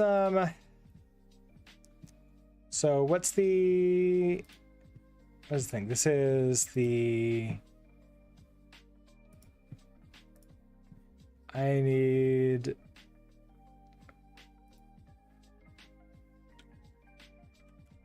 okay, so this takes me here to this marketplace. All right, so all right, so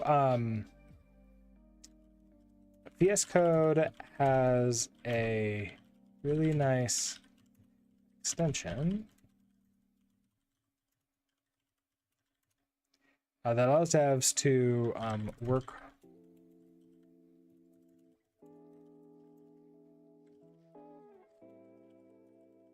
seamlessly. Oh, ad starting in 5 minutes. Okay, I'll try to remember right before we start to switch over to Big Zilby, and then I'll go grab a drink or something. Allows devs to work with Docker seamlessly.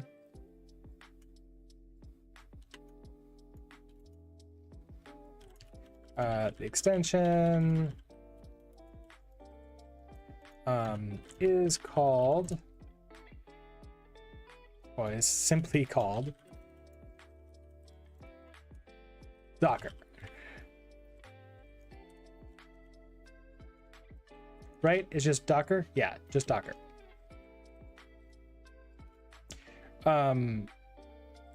Note that if you don't use VS Code, you aren't missing anything. This extension just allows devs to graphically manage Docker.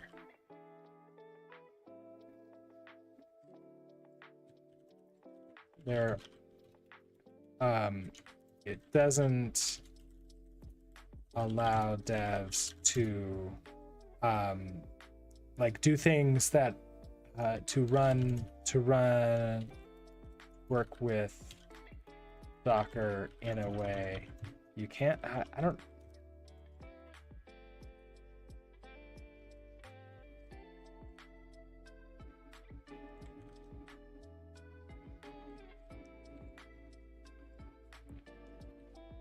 Okay, so these things are to manage Docker. And then I think they had this has a video. So read the watch extension tutorial videos. So yeah, there's only 2 of these here. And really, I think this one is probably the important one.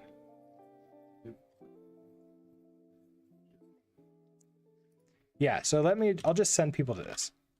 So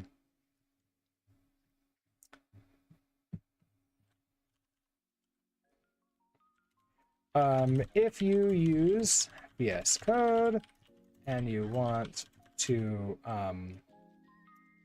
use VS Code to work with Docker, install the extension and also watch this tutorial video to learn how to use it. I don't see any benefit to me trying to recreate their own tutorial for them, because they're just going to change it and it's going to suck for me. So I think that should be good. Shouldn't simple be simply on line 3? Probably, yeah. So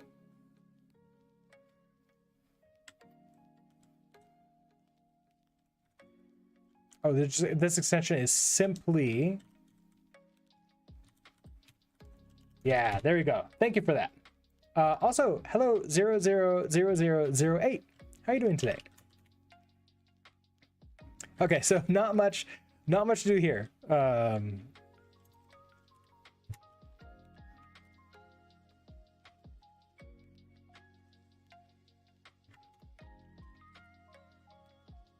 Okay, we're good to go with that.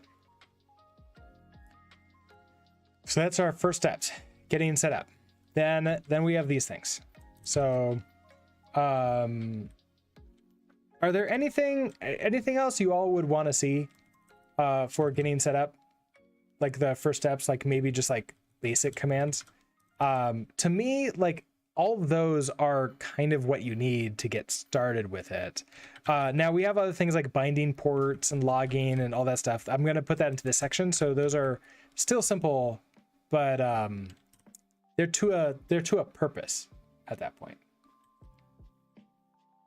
All right. Our ads, our hour-long break is going to start in 10 seconds or so. So I'm going to go ahead and put Zilby in full screen mode, and I'm going to go take a 3-minute break, and we will be right back. Everybody on Twitch, you'll probably get an ad any second now. So I will see you all in 3 minutes or so. All right. And I'll be right back to everybody who doesn't get ads. Have fun with watching Zilby.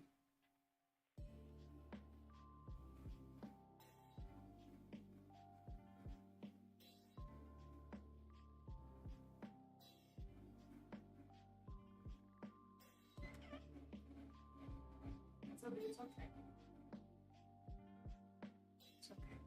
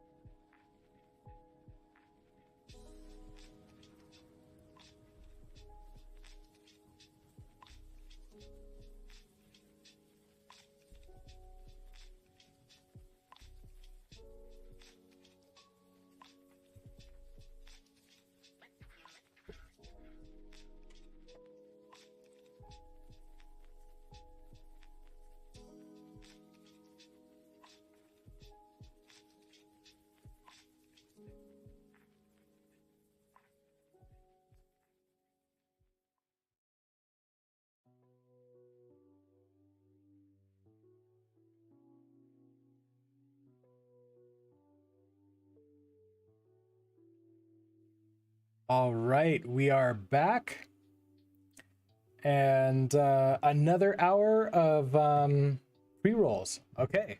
No pre-rolls. That's it. Something like that. All right, let's prep this. So we have. Okay, so when we're developing using Docker, we're gonna want to we should create a really simple project. What's the project that we should create or maybe adopt? Maybe there's one that already exists for us.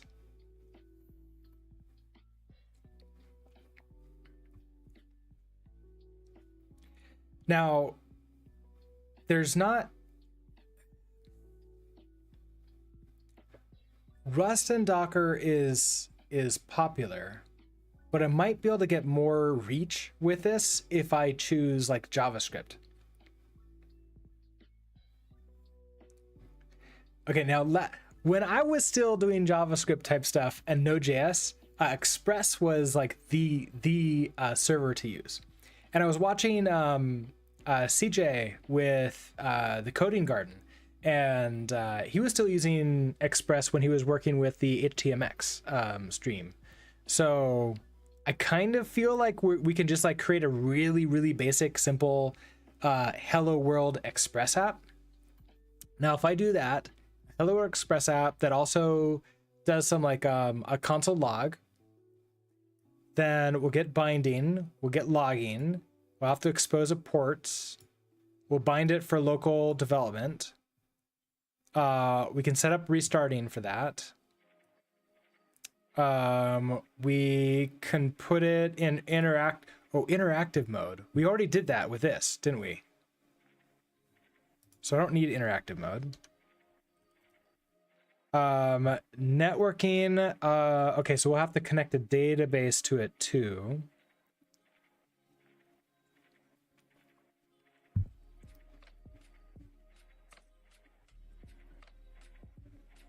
Okay, yeah, so then we'll have to have a database, volumes to store the thing, create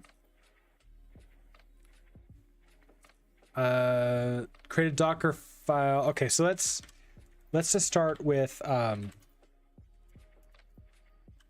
we have to create like a really simple project. So we'll do a JavaScript project for this. Express I think is fine because I think the most number of people use it. Plus it's super basic and simple, and we're not going to do very much with it. So introducing a project. So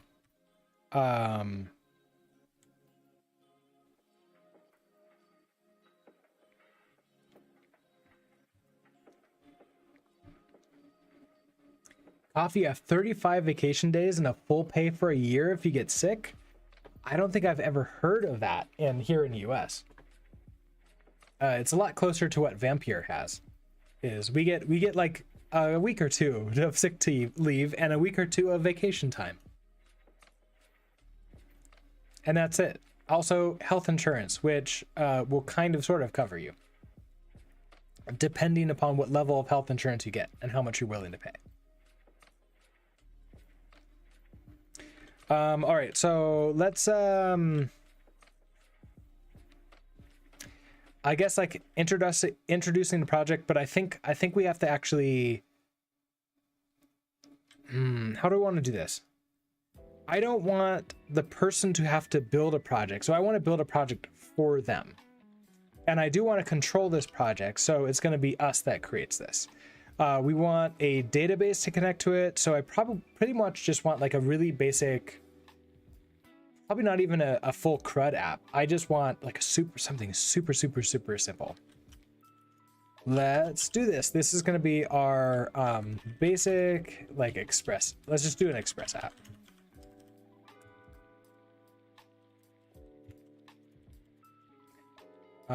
We will. What version of Node do I have?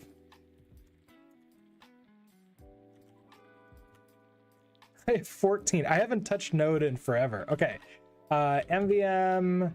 I think install LTS. Okay, so the latest version of Node, version 20. Well, the latest LTS version is 20.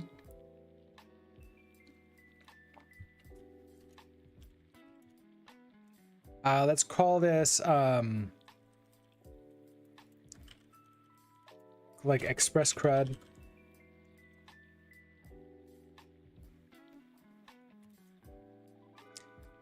Want to do we're gonna touch. Most people just put the app straight into here, and I think that will be fine if we do that.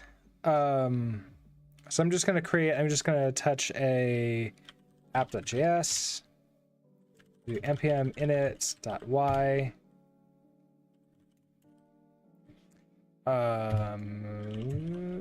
And package.json.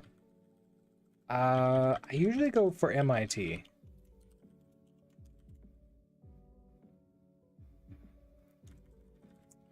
Oh, you that. Oh, is it like it's like engines? Oh, I forget what that is, and I'm not getting any help with this. Oh, right. I don't think I have.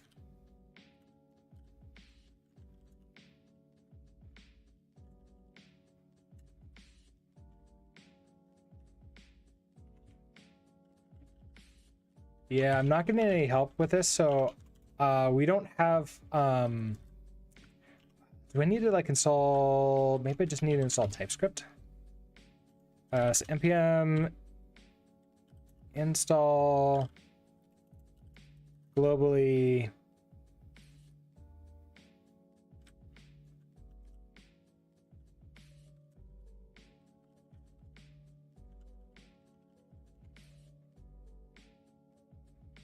okay, so it's trying to use the wrong one here. So I think I need to install TypeScript language server.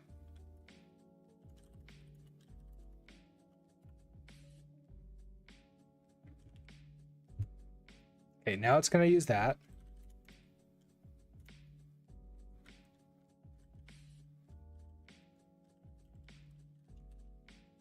Uh-oh. That's not happy.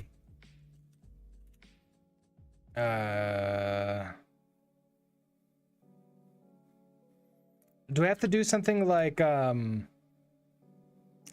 initialize TypeScript with something? Hold on.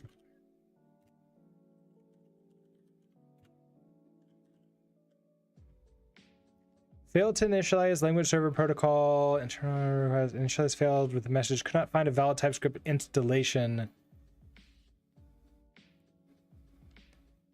Or that a valid TS. Oh, okay, so we have to. Yeah, I think this all changed. I think this is what I have to redo this stuff. So unfortunately, or fortunately, I don't know. We're gonna use VS Code for this. Just because that one I don't have to set up. Sure, yes, I trust myself. All right, so we have our Docker container setting up. Let's get this all set up and going. Oh, I guess I need to install Express. Cargo install?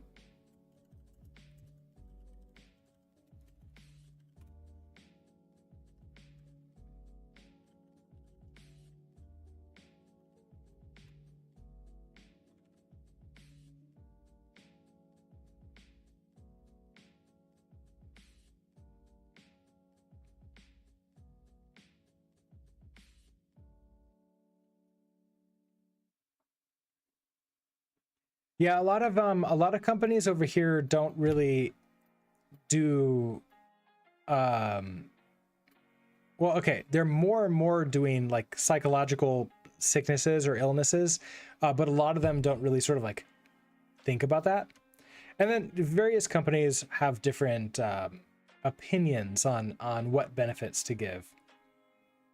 So it's just going to be so much on depending upon where you are, what the market is, what the HR department feels about it. It's it's very weird and different. Okay, so then we'll do app express. We do that. We can then just do. So I want to do const. Oh, perfect. We can have a port equals process.env dot port. So yeah, we're gonna set this up. I want to make this so that it works inside of Docker and it's not really that great outside of Docker. So we're just gonna set this to be a port like that. Oh boy. I just tried to do the colon equals. Hold on, do I still have that command? Like vim in not vim or something like that? What command? What command is it called? It's oh,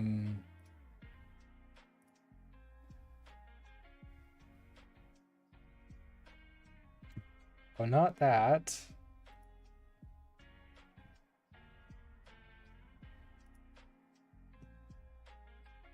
Oh, it's another page. Oh wait. Do I not have this anymore? Oh, not Vim. Okay, it's bang not Vim. Yeah, I feel we're gonna grow this one today. Okay, so we got a port.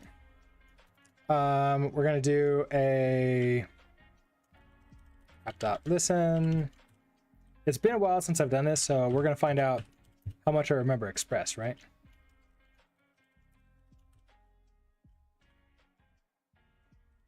Okay, so this is a server listening on a port.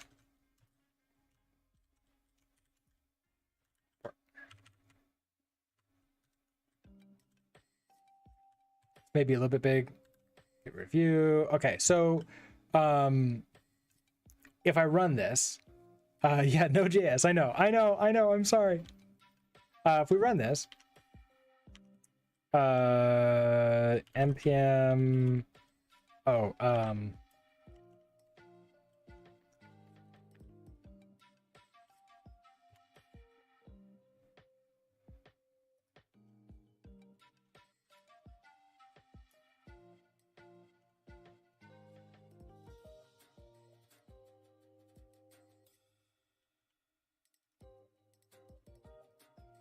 npm start, then server listening and port undefined, because we don't have this port set up yet. So this can be fine. You gotta wash your hands after this. I don't have to run nearly as much Node anymore because I'm now on 10 hours a week. So all the Node that I write, if I write any Node, is gonna be on Fridays, or unless there's an emergency. So it's like, okay, well, this is fun. This is like back to the old days. Okay, so if I want to get this up and running inside of here, what do you run instead of Node? Bun? Also, hello, no good Nick. How are you doing today? Also, and Rug Matt, you redeemed Pet the Cat. I can answer while also petting Zilby. Are you awake? You are. Okay, so what do you run instead of Node? Bun is a possibility. I haven't really played with Bun very much. Is it released? Is it like 1.0 yet? Last I heard, it was still growing and like going through some growing pains. Okay, so it is 1.0. Yeah. So yes, you can do Bun instead of Node.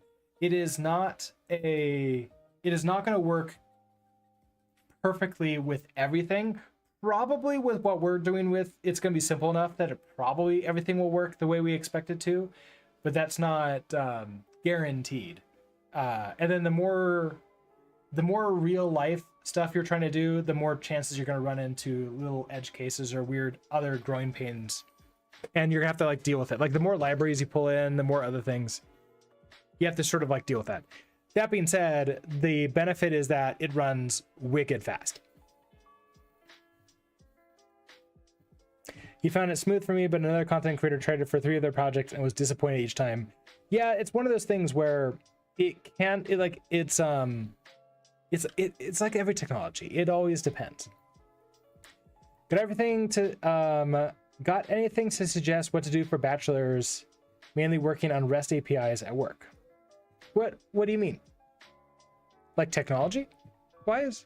Like there's so many.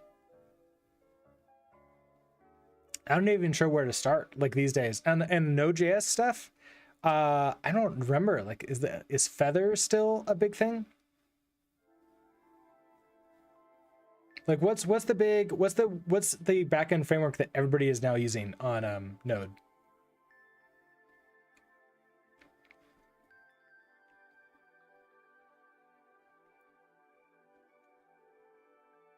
Okay, so I want to put this into our container. So what we're going to do is we're going to do a Docker run.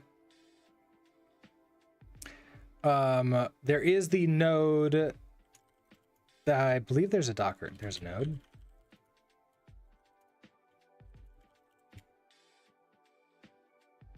Yeah, so there's node, and then it is official. So we can do a Docker run.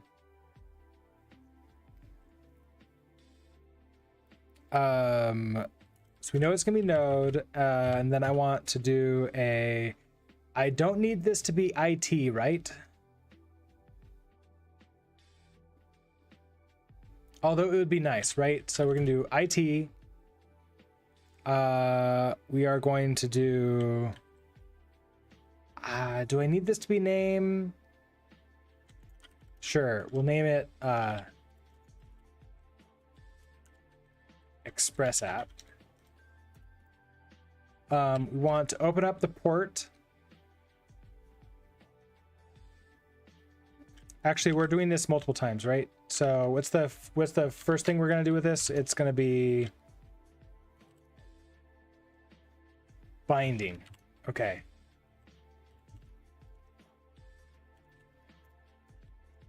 So nope. I can't do vim commands in here either.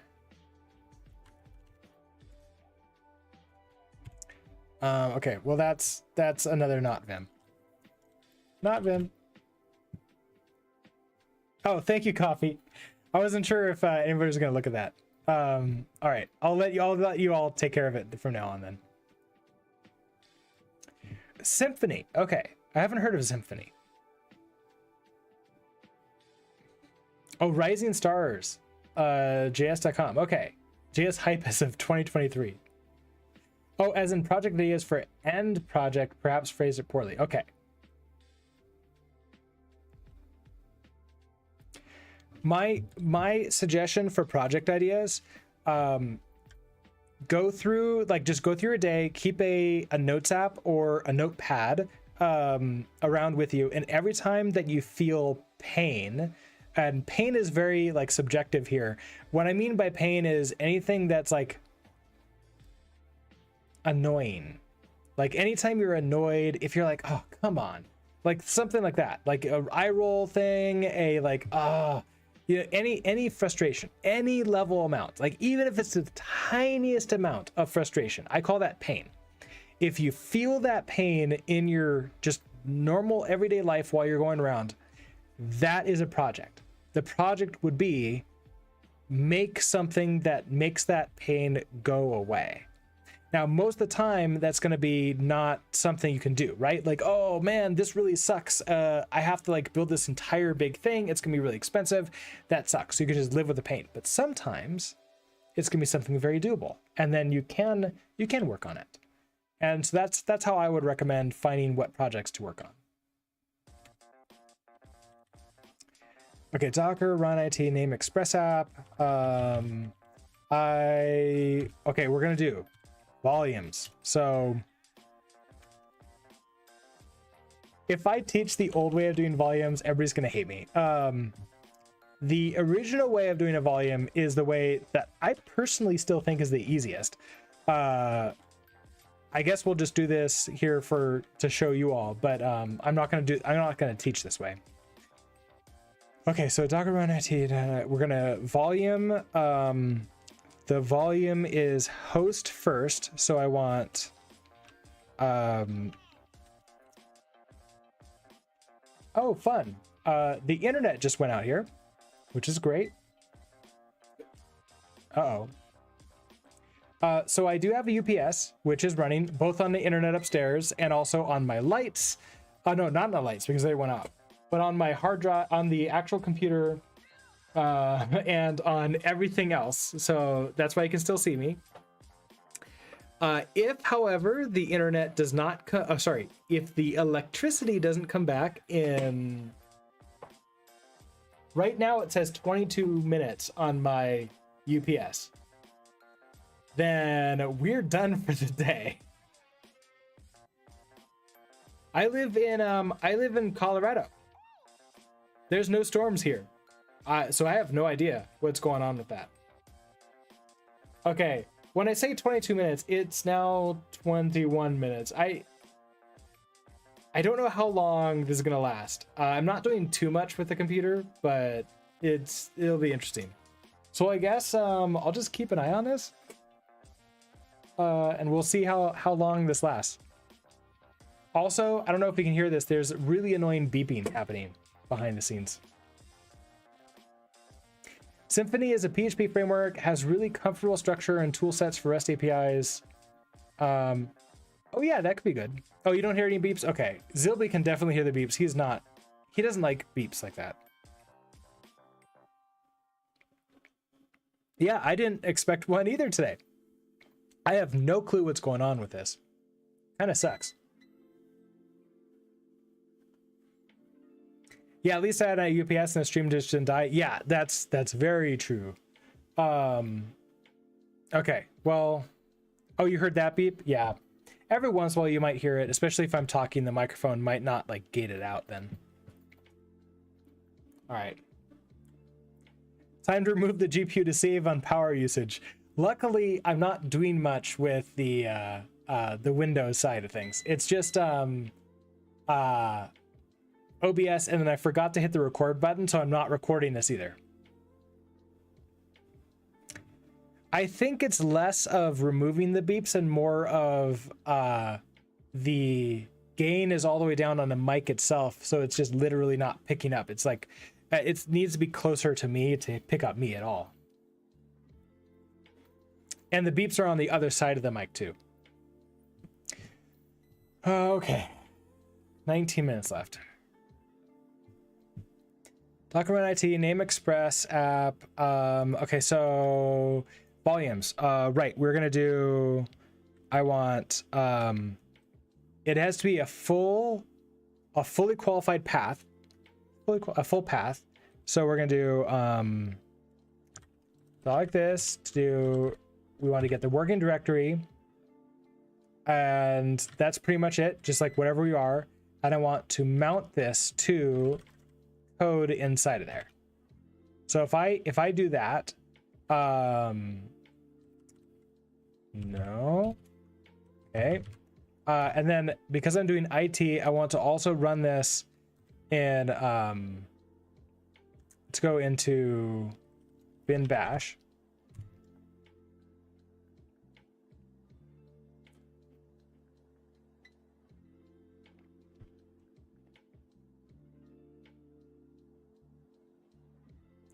I'm down to 18, it's 17, 18 minutes, so it's going a little bit faster than what it's supposed to be.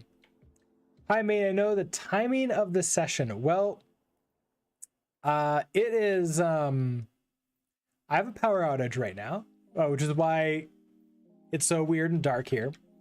So I may not be online for much longer. The stream is very timely for you, yes. So yeah, that's a thing. Also, hello Vineet, how are you doing today? Okay, so let's see.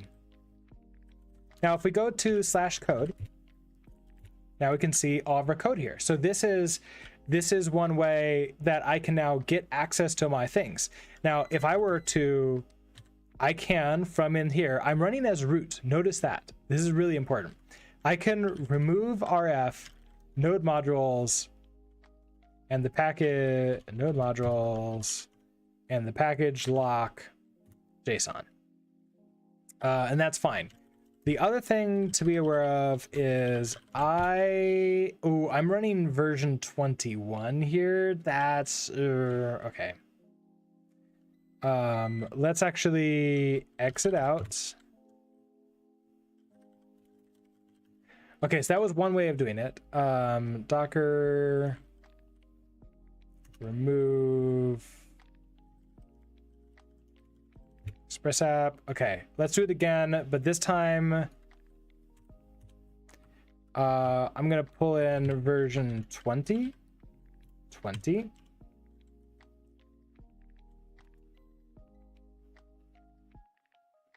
Oh, 3 or 4 of Colorado's counties are currently experiencing some power outages. Oh, interesting. It only happens when big weather events occur. I didn't realize that there's a big weather event right now, but it is cold. Oh, what was that? Oh, that's cool. That's good to know.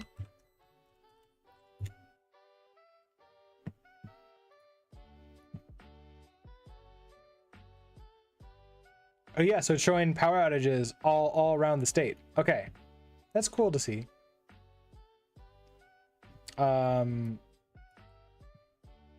I will keep my eye on it as I'm and we'll hopefully see if it comes back. We're down to 14 minutes now. Yeah, so many small power providers. I'm not. I don't know which one I'm on. Oh, I'm on Excel, which is the biggest one. And it's like across everybody. They have not yet sent me a message. They usually send me a text message saying, hey, you have a power outage. We don't know what happened here. We have a quite reliable grid here in France. Oh, nice. Usually the grid here is pretty reliable, but right now, apparently today it's not. Okay, so Docker run. Okay, so this thing, we're gonna lock it to that, and then I want to now use the other way of doing volumes.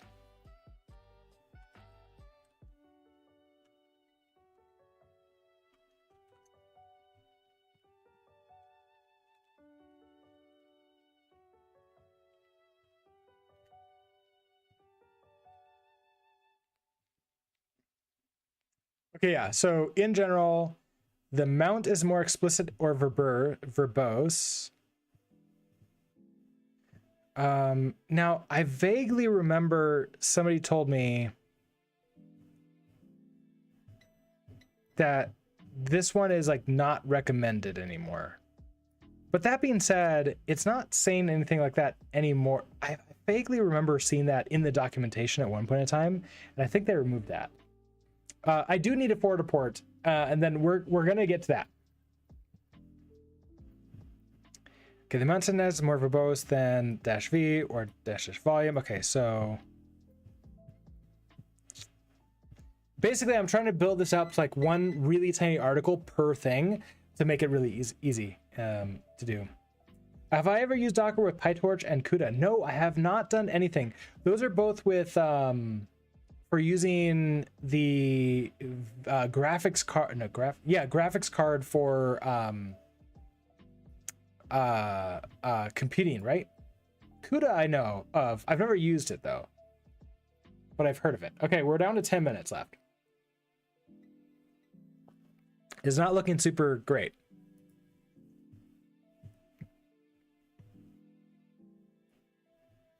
Okay, so let's do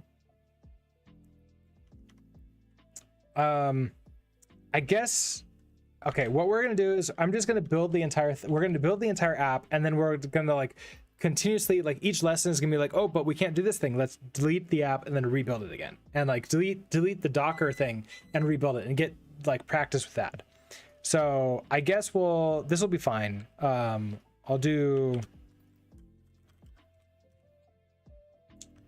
this thing. So node version 20.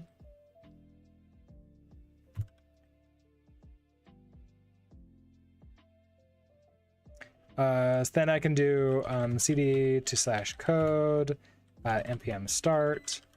Oh, but I removed everything. So do notice that the way I have this set up here, anything inside of here can now affect my main computer, the host system. So super dangerous if you're running just sort of random anybody's code. I'm using the official node, which is built on top of Ubuntu, I believe. So just something to keep in mind. Right now, for like basic usage, using root is okay. But if you want to do anything, especially in production, you probably want to create users, and we could probably, we'll be going over that in a later sections. Okay, so I want to npm install this here.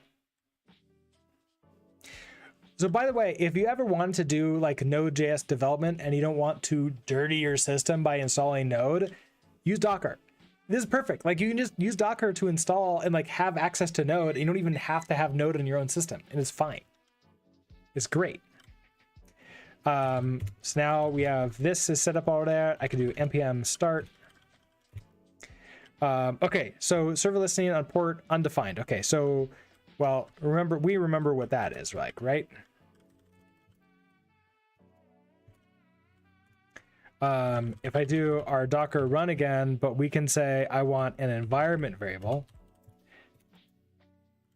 Port is going to be equal to let's do 3096. Just random number that popped into my mind. So if I do that, now if I do npm start,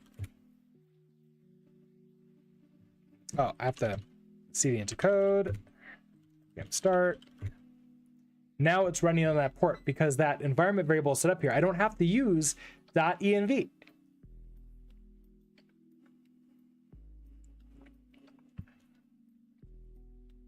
All right, 8 minutes, 7 minutes. I think when we get down to 5 minutes, I might have to do an emergency stream shutdown. Because I have no idea how long. I don't want the computer to actually just shut down in the middle of the streaming. Enter kit. Enter one cat. I think you told me how to pronounce your name at one point in time. But hi, how are you doing today?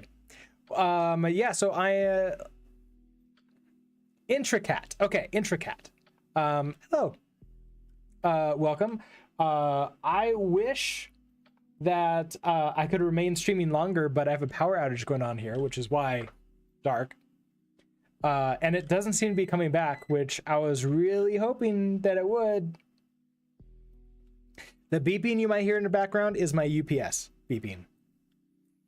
It says that I have 7 minutes. It's going back between 7 and 6 minutes left. Okay, so we have you. That gets to go in there, but if I try to go to this port, it won't work, right? Because we don't have that port bound. So that's now. Let's do that. I want to do another Docker run, and here we're going to now bind port, and then if I remember correctly, it's always host : container. So I could choose to say I want to bind the local port 3000 to internally port 3096. So if I do that, we go to code, we npm start. Now I should be able to, what do I want to do to hit this with? Let's install Thunderclient. That works. We're gonna do a, I need to switch over to that other profile we created.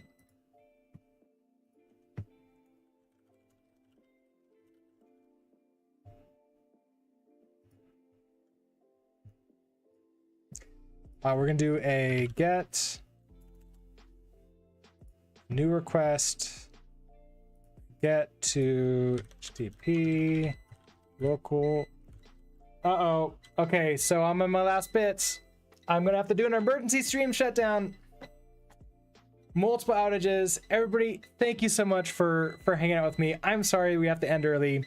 I hope that you all have a great rest of your Tuesday, and hopefully I'll be back tomorrow morning for fun times. We'll be playing TAS 100. So with that, have a good one, and see